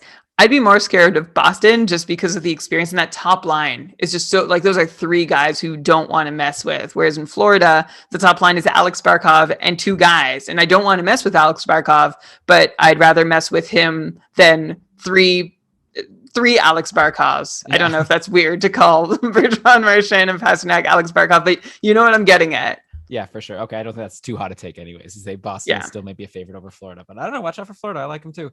Okay, so let's go next to St. Louis. We're doing hot streaks here. And Mike Hoffman, speaking of players who used to be good, here's one who used to be good and now once again is finally good. Hoffman was on a run of 7 goals and 4 assists in 7 games before going quiet in his last couple versus Minnesota. But what's especially noteworthy about the run that he was on was in that run of 7 goals and 4 assists in 7 games. So 11 points in 7 games. 8 of those 11 points were power play points, which obviously coincided with Hoffman finally getting back to being on the top power play, which is what we assumed was going to be a sure thing going into the year. I remember that was one of the things that shocked me the most, probably for the first couple of weeks and months of the season, was Mike Hoffman is signed as a UFA by St. Louis and then not used on the power play. I thought that was his whole thing. So anyways, this new alignment has been working for the Blues. They've won 4 in a row before they fell to the Wild yesterday. The Blues now are 3 points ahead of the Coyotes with a game in hand for that last playoff spot in the West. So Brian, what took Mike Hoffman so long to get on top power play?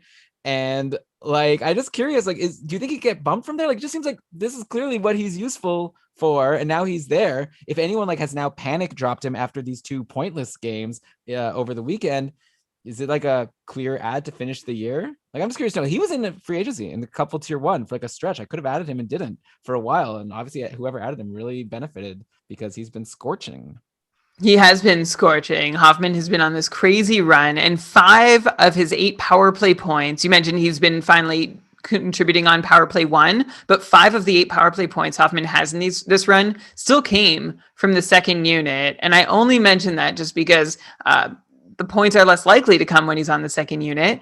And while that production might have helped him earn a spot on the first unit, I think that Tarasenko injury, where he's gone day to day and has now been out 2 games, that was a timely boost for Mike Hoffman's power play 1 fortunes. And I guess the reason I'm still sounding ambivalent about Mike Hoffman is that power play production is all he has. In Hoffman's last 5 games, he's played fewer than 11 minutes twice. He's played 13 minutes twice, and 1 game he saw actually decent deployment in 16 minutes of ice time. Basically, Mike Hoffman is seeing bottom 6 minutes and getting this edit as a power play specialist, and that's not giving him a whole lot of opportunity to point, even though he's doing it so much lately. I'm worried that opportunity disappears if Tarasenko comes back. I wouldn't tolerate much scorelessness from Mike Hoffman, even if he's still getting power play 2 time. He's not even taking a whole lot of shots most of the time, fewer than 2 shots on goal in 4 of his last 6 games. He's really given me vibes of like a forward version of Vince Dunn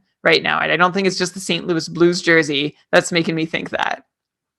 Okay, I hear that. Yeah, and he was cold for so long, so he's not someone that's maybe earned too much trust from fantasy managers. Man, that was just a really hot run if you had him, and I think it could still go for longer, but you're right. I guess things could always get shaken up, but I like him while he's getting the PP1 time. So how about a couple older players? I guess this has been a theme of the episode I didn't even realize I was going to do. Players who used to be good, some who are back to being good, and some who we just reminisce about the good old days. How about a couple guys who I would not have guessed that we'd be bringing up at the start of this week's episode, but on the Leafs, Jason Spezza and Joe Thornton are both riding 5-game point streaks now from their spot, like on a line together, which is like the 4th line on the Leafs, but they both pointed in the 5-1 win over the Canucks yesterday. Are we at a point where you should consider adding Spezza and or Joe Thornton if you're in a deeper league, even though they're playing on the 4th line? They're getting points every game.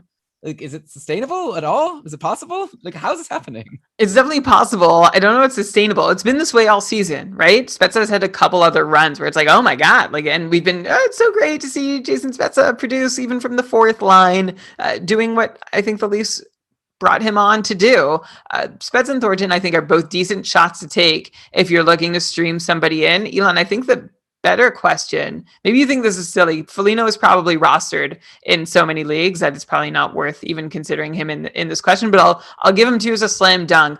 I'm curious if you prefer Spezza and Thornton to both Foligno and Alex Galchenyuk. Foligno has a point in all 4 of his games as a Leaf, plus nice hits. No power play time, though. And Alex Galchenyuk has a point in each of his last 2 after having been quiet for a while, still in the top 6. So who would you prefer? I guess, is it easy to say Foligno is the most preferable of this group?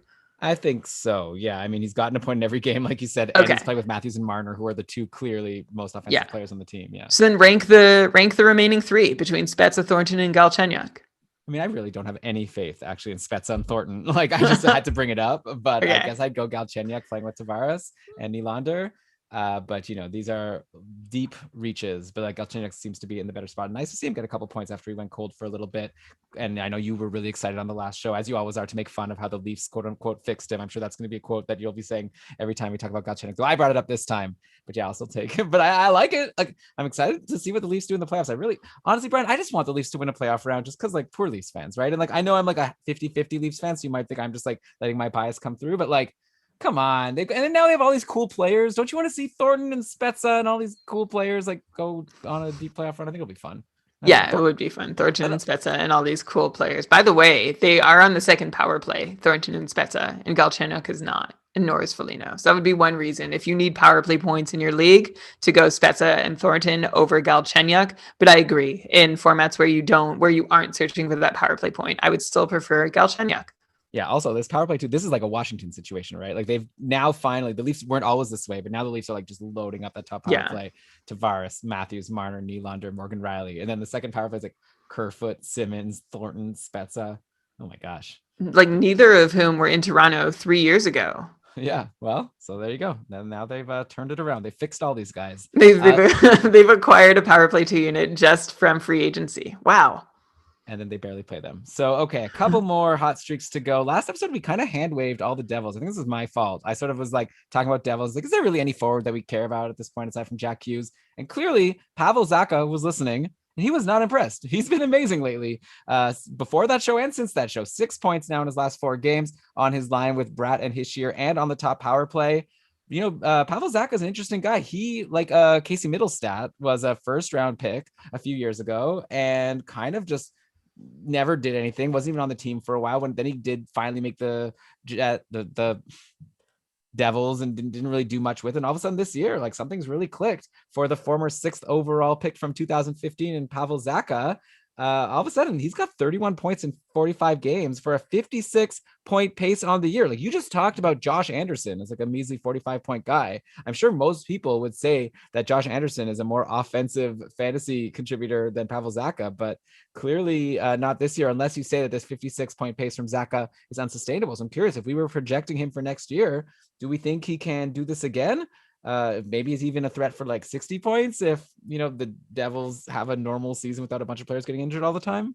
It's been a really nice season for Pavel Zacha, and while some of his stretches have been unsustainably good, on the whole, Pavel Zacha has had a good season, and I've tried to look for holes or like even an explanation as to why he's doing so well. He's a 55-point player, and I think he actually deserves to stay that way if I'm looking at him.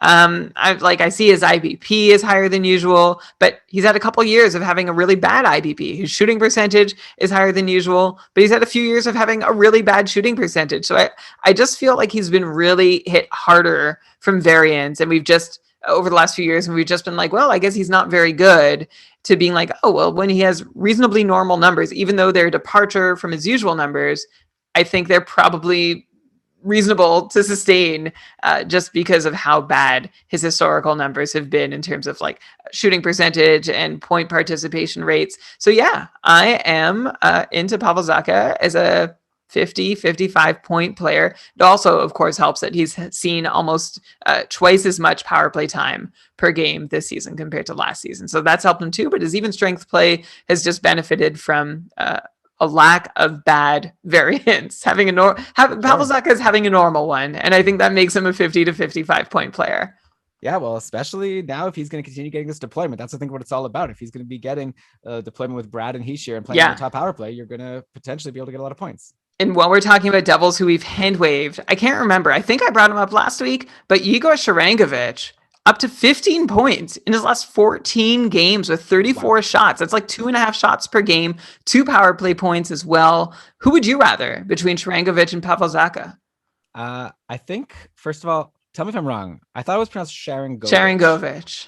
But Sharangovich is more fun to say. It's like a boomerang kind of a little bit. Yeah. I'm going to go Zacha for the deployment, but obviously now you made me say it. Clearly, Sharangovich is not someone that you should ignore. So this Devils team, like they can't stop the puck, but they're also scoring some goals. So that helps. And we know this. Like I was excited about Brian Elliott last week when it was announced that Carter Hart was going to be done for the year. I thought, okay, get Brian Elliott in because the Flyers, aren't great. Elliott isn't great, but they're playing the Devils. The Devils stink. It's like no, the Devils clearly could score some goals, and it didn't go so well for Brian Elliott. All right, let's end the show, Brian, with another oldie but a goodie. Nice performance from Ryan Miller yesterday on Anaheim. Stopped 23 of 25 in the 6-2 win over the Kings. This came after the 40-year-old Miller announced that he's going to be retiring after this season.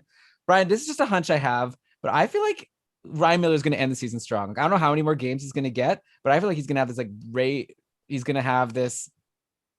But I have a feeling he's going to ride a wave of adrenaline. It's the final games of his career. I don't know. This is just a total hunch, shot in the dark. But I feel like I would consider streaming in Ryan Miller when he's expected to play a game. Anaheim's got St. Louis and Minnesota next week, 2 games against each. So maybe Miller gets a couple in a mini farewell tour. Is this crazy? I don't know. I feel like I've seen this before. I remember there was who was it? Oh, Patrick Dwayne Rolison. Oh, okay. I had a really good call once, an early season keeping Karlsson. I said that Patrick Elias, who had been injured all year, then he announced that he was going to retire. Then he had his final game of his career, and I was like, I'll bet you he's going to get a point, and he ended up scoring 2 goals or something. So I don't know. I'm calling it here again with Ryan Miller. I feel like he's got another good game in him. Maybe another good game. Sure. Okay, hang on.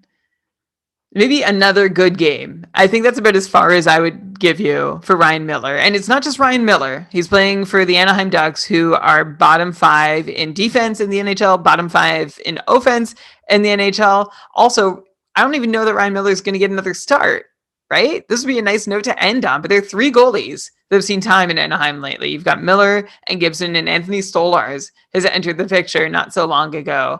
So I don't know. I don't think that Ryan Miller is going to play out the stretch on a victory tour. Also, if he does, Ryan Miller hasn't strung 2 quality starts together all season long. 4-8-1, 885 save percentage, and 30% quality starts. But yes, Elon, it would be very fun as this intangibles emotional shot for Ryan Miller to play out the season and be really great. I just I would have Tokarski level of trust in him. Yeah, for sure. I just wanted to throw it out there. And to be fair, that would be so rude to just not play him anymore. What do the Ducks have to play for? He had a good game. Oh, so just end on a high. Yeah. Okay. I wonder what he would prefer. Do you think Ryan Miller, if he could choose right now, would he be I'm good, let's just not play me anymore? Or do you think he's give me every single game? Or does he think in the middle? It would be a great question to ask him. I wish I always wonder, sometimes people ask me will you ever get a player on the show to interview them? And I was I don't know what I'm going to ask NHL player. I don't, I'm a fantasy guy. I want to talk about numbers. They don't want to talk about that. Maybe that would be a fun question to ask. I remember one time, I can't remember what the context was exactly, but someone had gotten in touch with us and told us they might be able to get us on a show with Bernie Nichols, the former NHL hockey player. We were talking about it. This is season 2. We're what should we talk to Bernie Nichols about? And we were thinking about it, and you're I just kind of want to ask him what he thinks.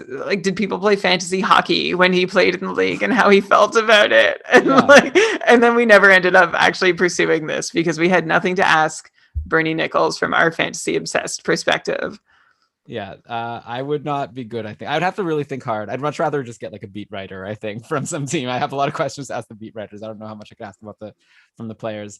So Brian, this has been a blast. we've, continuing to try to help people out in their leagues. Hopefully people have found something useful from all of our injuries and outjuries and prospectus and hot streaks to end the show. So if you like the show, we'd obviously appreciate if you let us know. You can tweet us at Keeping Karlsson, 5-star review on iTunes, all that stuff. Become a patron, join our playoff pool. Before we end the show, though, of course, we did want to do something fun here because, like Brian said, the Keeping Karlsson Ultimate Patron Fantasy League has come to an end, which means we have 23 victorious managers who have done something that's very difficult to do. Come on in and beat 13 other fantasy obsessed participants and win their couple division. They're going to be getting cool, like, I don't know, I guess not one of a kind, but like customized Keeping Karlsson cupful winner t-shirts. So watch out for that. Yeah. Sorry. I didn't mean to interrupt. We never mentioned that Dustin's going to get the coolhockey.com free jersey. Yeah. And of course, the big winner of the cupful, Dustin Au, is going to be getting the, what is the company called? Coolhockey.com. Oh, yeah. Or wait, is it .ca? I should check. Well, I'll say Cool Hockey. Is going to be coolhockey.com. Getting the coolhockey.com jersey. I forgot about that until just now. That was a bonus prize that Cool Hockey offered us to give to the Cupful Tier 1 Ultimate Champions. I don't even know if Dustin realizes this. We'll have to ask him what jersey he wants. Anyway, Brian, how about to end the show? Why don't we put on some celebration music and shout out the 23 Cupful champions that have done something that neither you or I have done for quite a while?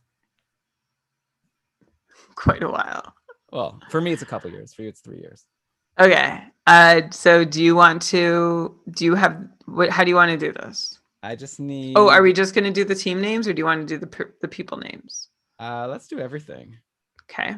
So I just want, if you could just entertain our cool crowd all for right, like 3 minutes. I'll take questions if anybody has fantasy questions. Ooh. Patty says we should try to interview Julia. Oh, is this who I saw talking about Ilya Kovalchuk? Jillian Kemmerer? I have no idea how to. Yeah. You know what? I realized, thank you for bringing her up, Patty, that I don't follow her, even though, yeah, she's brought some interesting news that Ilya Kovalchuk, after winning the Gagarin Cup in the KHL, has terminated his contract and is looking at another kick at the NHL can. At which point I won't get excited about him from a fantasy perspective, but like I kind of want the guy to win a cup. Seems like enough cup competing teams have been interested in him, right? Washington and Montreal. I guess LA, not so much. If he could join LA now, that would be fun. But I wouldn't want him taking a roster spot from one of the youngins. All right. Yeah. So I'll take any questions from the chat.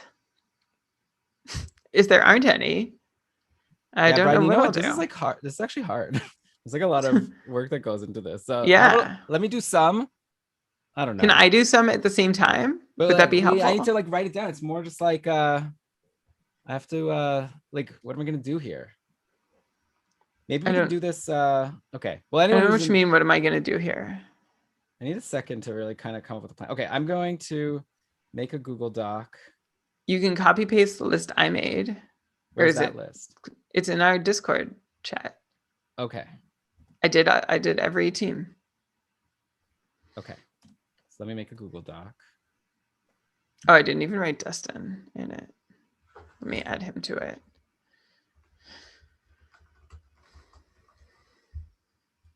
Okay. So yeah, you just need to keep entertaining. Oh yeah. Everybody. Oh, how can I do that, Elon? Maybe talk about what's going on in your league. Or maybe I'll talk about my favorite jerseys on coolhockey.com. Okay, so do a free ad spot. Well, they actually sent us some really some Karlsson Sharks retro jerseys, like the teal at the start of the season, and they're really good. It's easily, I mean, I haven't owned a lot of hockey jerseys, but it's the only like authentic. It even has the tie down, which I need for all the fights I'll get into. But I was trying to decide. Okay, so I have a thing that I do, and I've been getting a little bit in my head lately about whether it's narcissistic or is just like an okay thing. But I like hats with I like caps like New Era fitted caps. And like I took a long break from them until like the last couple of years, where as an adult, I'm like, oh yeah, I really want this one. But my thing is that I look for the best baseball caps with B's on them for my name. I'm trying to decide if that's narcissistic or not. I have like a Belleville Senators one because it's like the Ottawa Senators logo, but with a B. And I think I'm going to get like there's a Bluefield Blue Jays team that has the Jays logo, but also with a B built in. So I'm basically taking the brand of the most cheered for sports teams in my geographic area and just getting that logo with a B on it. And I'm not sure if that's like a really like egotistical thing to do, or it's just a way for me to narrow it down between all the hats that are, there's so many nice hats, so many nice logos. All right, we have a couple questions in the chat. How will the Canucks bounce back next year? I saw on our Discord server somebody saying that they would love to see, what team was it? Some team offer sheet Elias Pettersson, which reminded me that someone else said they wanted to see Seattle do the same. And holy cow, like the Canucks are just so vulnerable. Oh my God. And another quote came out today I saw about, was it Triamkin? I can't remember. Or Pokolzin? I can't remember. It was about one of their prospects and how they couldn't come to a deal with him because they couldn't get clearance to spend the money. It's all very opaque in Vancouver, and how the way that team is managed. Like Jim Benning has just been a disaster. Probably need a lot of new blood in Vancouver. And the fact that it hasn't happened yet concerns me. It's not quite to the levels of Edmonton, where Daryl Cates, who's in charge, just like made a series of terrible, terrible hires time and time again. It seems like the management in Vancouver likes their guys because they can trust them, but they're not actually good at their job. So I don't know if and how and when Vancouver gets out of this. Has Alexei Emelin recovered from his liver transplant? LOL. I'm sorry, I don't get it. I know he won the Gagarin Cup with Ilya Kovalchuk, but I hope he took it easy if he had a liver transplant. Adam says, I find the fact that so many jerseys aren't available to order baffling. So we have a listener and friend, JT, who is on our Discord server because he's a patron too. And if you want to know about some specific jerseys, you can definitely get in touch with him. We can hook you up. You tried to order the Wild jersey and it's impossible to order. Adam, are you an Adam M that's on our Discord? Also, I have to remember to give you credit for naming the episode. Okay. Cervantes, Brian, have you strung together a 7-day streak for the Timmy's game? No, I was on a 4-game streak going into yesterday, and I did not keep it up. But I'm back on a run again because who scored today? Mikhail Sergachev. It was really funny. You just had the Detroit and Tampa players. So I picked Hedman and Sergachev and Vrana. I almost went Zadina, but he hasn't scored in so long. And of course, he scored today. Patty asked, should the division stay this? Okay, Adam, you can, you know what? If I find out, Adam, how can I tell you? How can I answer you? You can write us an email, keepingkarlsson@gmail.com, and I promise I will look into this for you. And that'll just give me a way that I can respond to you too. All right, Patty, should the division stay the same or go back to how they were? It's not a hot take to say I don't care that much about the divisions, although I did like them this year. They seemed very rational, like in terms of just playing against other teams. At some point, I do feel like the North is just kind of a disaster. It's like an echo chamber of bad Canadian market decision making. Like a lot of NHL teams have really like rested on their laurels in Canada, and just like thought they don't have to do much because people are going to come and watch their games anyway.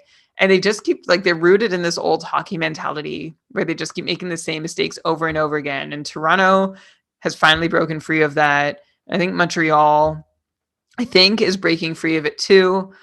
I wouldn't say that Calgary Edmonton, Winnipeg, or Vancouver, or Ottawa, or anywhere near there, though. So, like, I wouldn't want to see that just because it seems like there's a huge.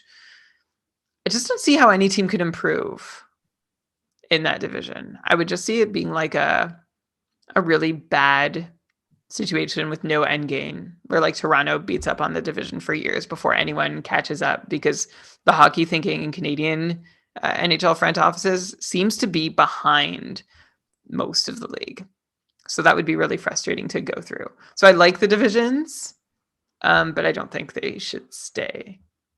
Even though, like, even if Ottawa and Florida or Ottawa and Tampa are in the same division, I don't care to watch them play. But I do care. Like, it is more fun I care more about every result with Ottawa against a Canadian team. So there's something to it. I don't know if there's a way to, yeah. I'm not sure what the solution is. I'm curious what do you think, Patty? And Patty also asked, will Brady Tkachuk sign a long-term deal? Why you got to do that to me? That's all I have to say about it.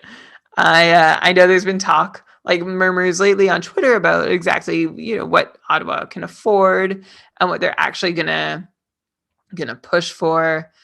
I got it, by the way. What they can handle. Thanks, Elon. I don't know. I guess I'm worried, but I think even Ottawa knows that they will lose their entire fan base if they don't put up with Brady Tkachuk. Like, they got away with it. Tkachuk. Yeah, that's crazy. Yeah, they got away with it with Erik Karlsson and Mark Stone and Mike Hoffman, and even those guys like were older. To be fair, it's like exactly. Yeah, like that was a little more understandable. That's why they got away with it, because they could call it a rebuild. Now it's time for Ottawa. Like, they have no other outs from spending money. Like, they could wiggle around and sort of justify it, even though no one's bought it. Now they really have to put their money where their mouth is. And I could see Ottawa. I could see them not doing it, but I think it would be insane if they didn't. Okay. Patty says, I'm sick of the Bruins playing the Sabres. Well, having them play like 7 consecutive times over the last 2 weeks of the season wasn't great on the scheduling basis. Who will the Kraken sign first? Yeah, Reed Duke. Reed Duke is I made a tweet that I thought was really funny about Reed Duke. Of course, I thought it was really funny a while ago. Just in that, like, he's always around. He's always mentioned by, like, every so often by Vegas. But I've never understood why he was the first player signed. And I don't think he's ever has a chance of ever playing for them. Like, he was just like a placeholder. So the team had a way to promote hockey, but why? Why Reed Duke? I want to know more. There's a story here. Wait, I didn't write down the Jacob F winner. I'm just realizing now. Let me get that last one. So I don't know who they'll sign first. Is Reed Duke from Vegas? Brian, did you get I put a link to the doc at the bottom of our doc. Okay. Reed Duke is from Calgary and played in Lethbridge and Brandon before, and drafted by the Minnesota Wild.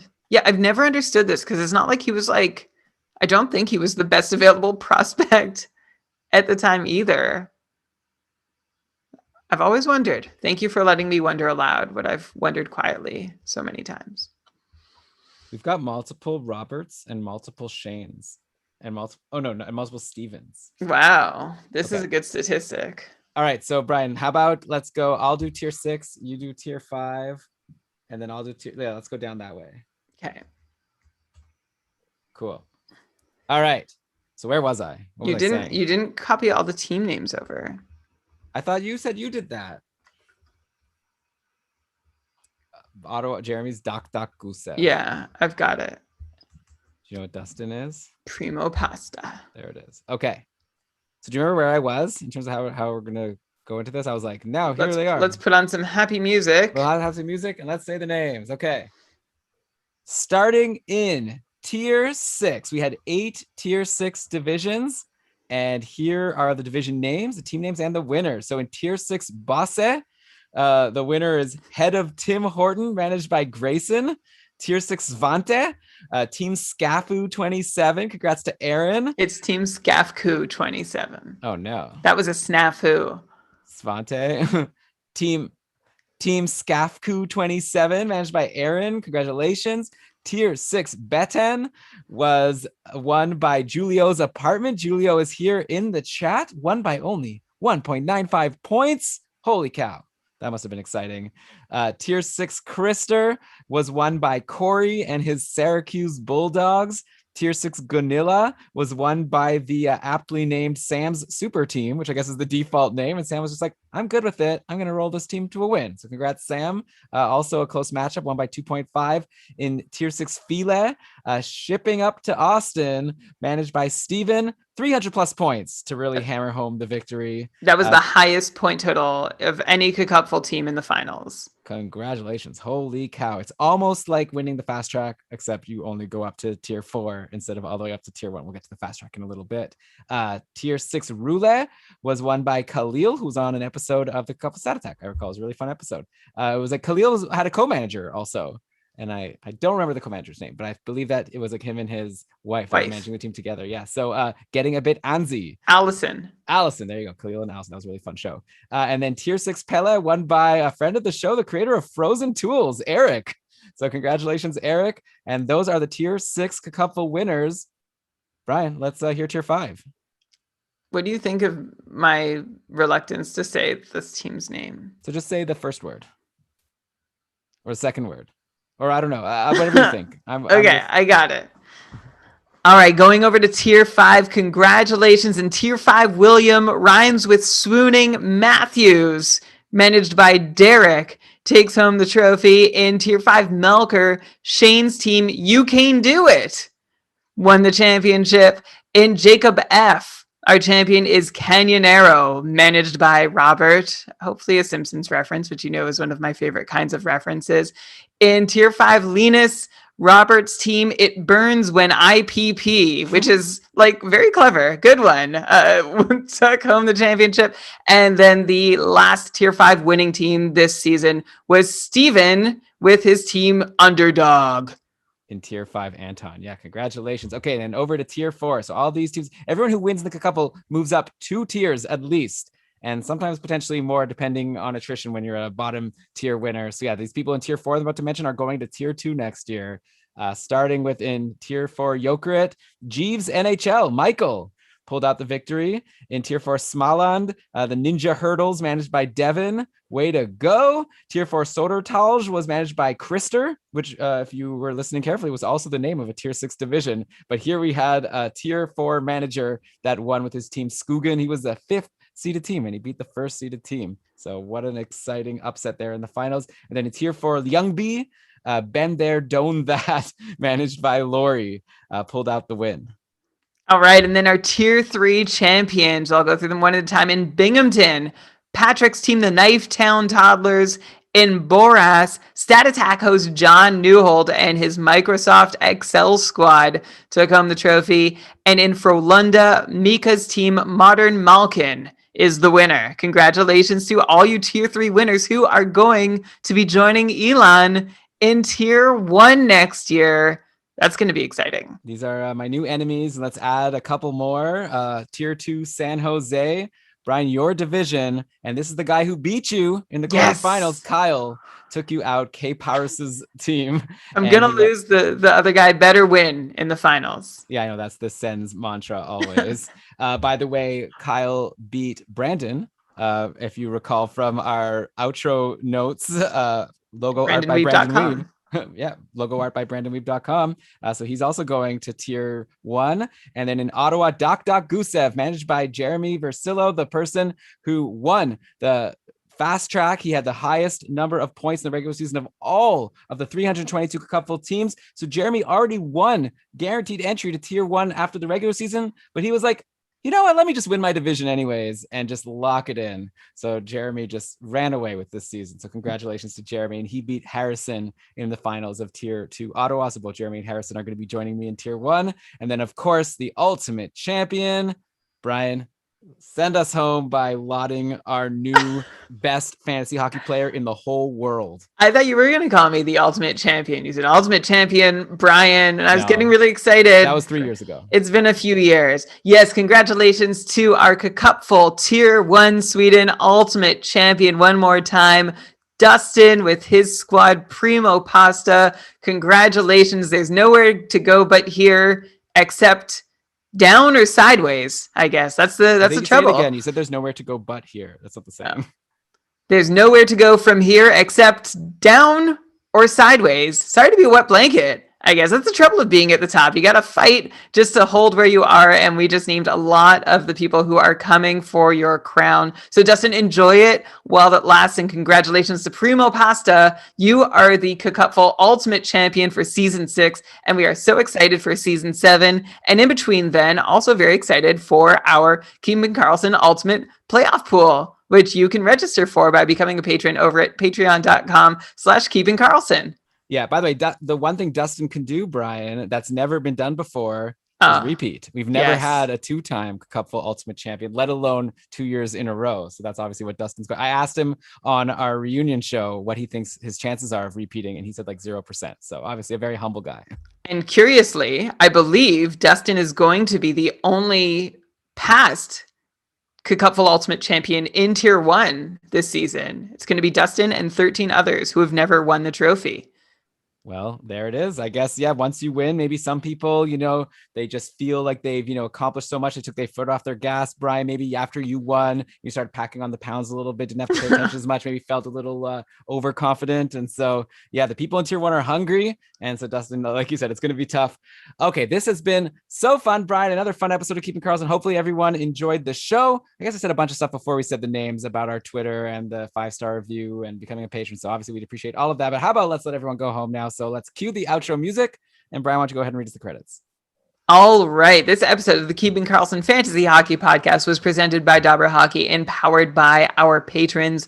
Logo art by BrandonWeeb.com. Outro music by Pat Roach. And a special thank you to Adam M., who joins us every week in the live chat and is responsible for naming this week's episode. Thanks. This episode was researched with help from Dobber Hockey, Frozen Pool, Dobber This episode was researched with help from Dobber Hockey, Frozen Pool, Dobber Prospects, Natural Stat Trick, Evolving Hockey, Cap Friendly, HockeyGoalies.org, Hockey Reference, Hockey Viz, Hockey Database, Elite Prospects, NBC Sports Edge, and Yahoo. Great job as always, Brian. Looking forward to doing this all with you again. I guess we'll come back next week. I don't know. We'll figure it out. We'll figure out the plan for the rest of the season. Maybe I'll ask on Twitter again and see how many people actually still have leagues come next weekend. But we'll be back with you with more Keeping Karlsson content soon and all throughout the summer. So please stay subscribed because we're not going to be slowing down even when the season ends. Yeah, absolutely. And until whenever the next time we speak to you is, the same thing will remain true. Fantasy hockey is for everyone. Awesome. Okay. Thanks everyone for joining live. Patty, hopefully Dustin will, if Dustin watches the YouTube, Patty called you a fantasy hockey god. So, wow. That's quite, I guess that makes me a fantasy hockey god too. You're a former fantasy hockey god. Well, I think once you become a god, you don't did Zeus ever become not a god? Has anyone ever lost god status? That's been ascribed to Zeus anymore? Do you know anyone who's praying to Zeus right now?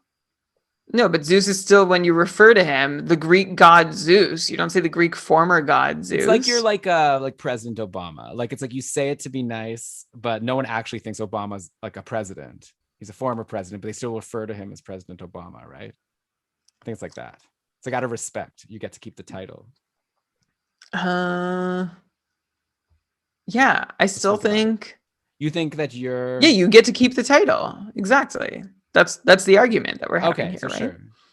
I guess so. But no one actually thinks that Obama's a president right now. So equally, you would say no one thinks you're actually a fantasy hockey god right now. You're like a former fantasy hockey god that now people, to be nice, refer to you. I don't think it's to be nice. It's like an honorific. Yeah. It's like doctor. I guess that's fair. All right. Well, hey. Why am I taking this away from you? Congratulations. Yeah, you. Yeah, what Dave, are you doing? Max. And then I always forget the name of the guy who won. Oh, Jeff. Jeff won the first time. Those are our Thor-like characters. Oh, yeah. we have 5. Yeah, Dustin is the 5th ultimate couple. I'm writing his name in our Hall of Champions right now. Man. Oh, actually, so this list is going to be really handy. Lamenting. What's that? This list is going to be very handy. I'm going to update our whole Ottawa. Okay, I'll have this also on our main spreadsheet, but like you could also throw this in the Hall of Champions, sure. Okay. Thanks everyone. I'm going to go. Oh, Brian, did you know that Thor lost his powers temporarily in the MCU? No. So I have never watched the intensive care unit. It's terrible. I'm waiting. Like I'm planning one day to watch all the Marvel movies. I've seen the Avengers, like the first one, and I think that might be it. And I saw like Wonder Woman. Is that MCU? That might be the other one. And then I saw What's the other one? like the one that like Superman's in. I feel like there's like two different universes, Marvel and the other one. I don't know. Anyway, my plan is if I ever get sick, like obviously I don't want to get sick, but like have it already like locked in. If I ever like need to be home, like not working, for like a long stretch of time, I'm gonna go through all the Marvel movies. I already have a set of podcasts recapping the movies that I'm gonna like after I watch each movie, I'll listen to the episode of the podcast. So I've got it all planned. Okay. Good job, Okay. Elon. All right, bye.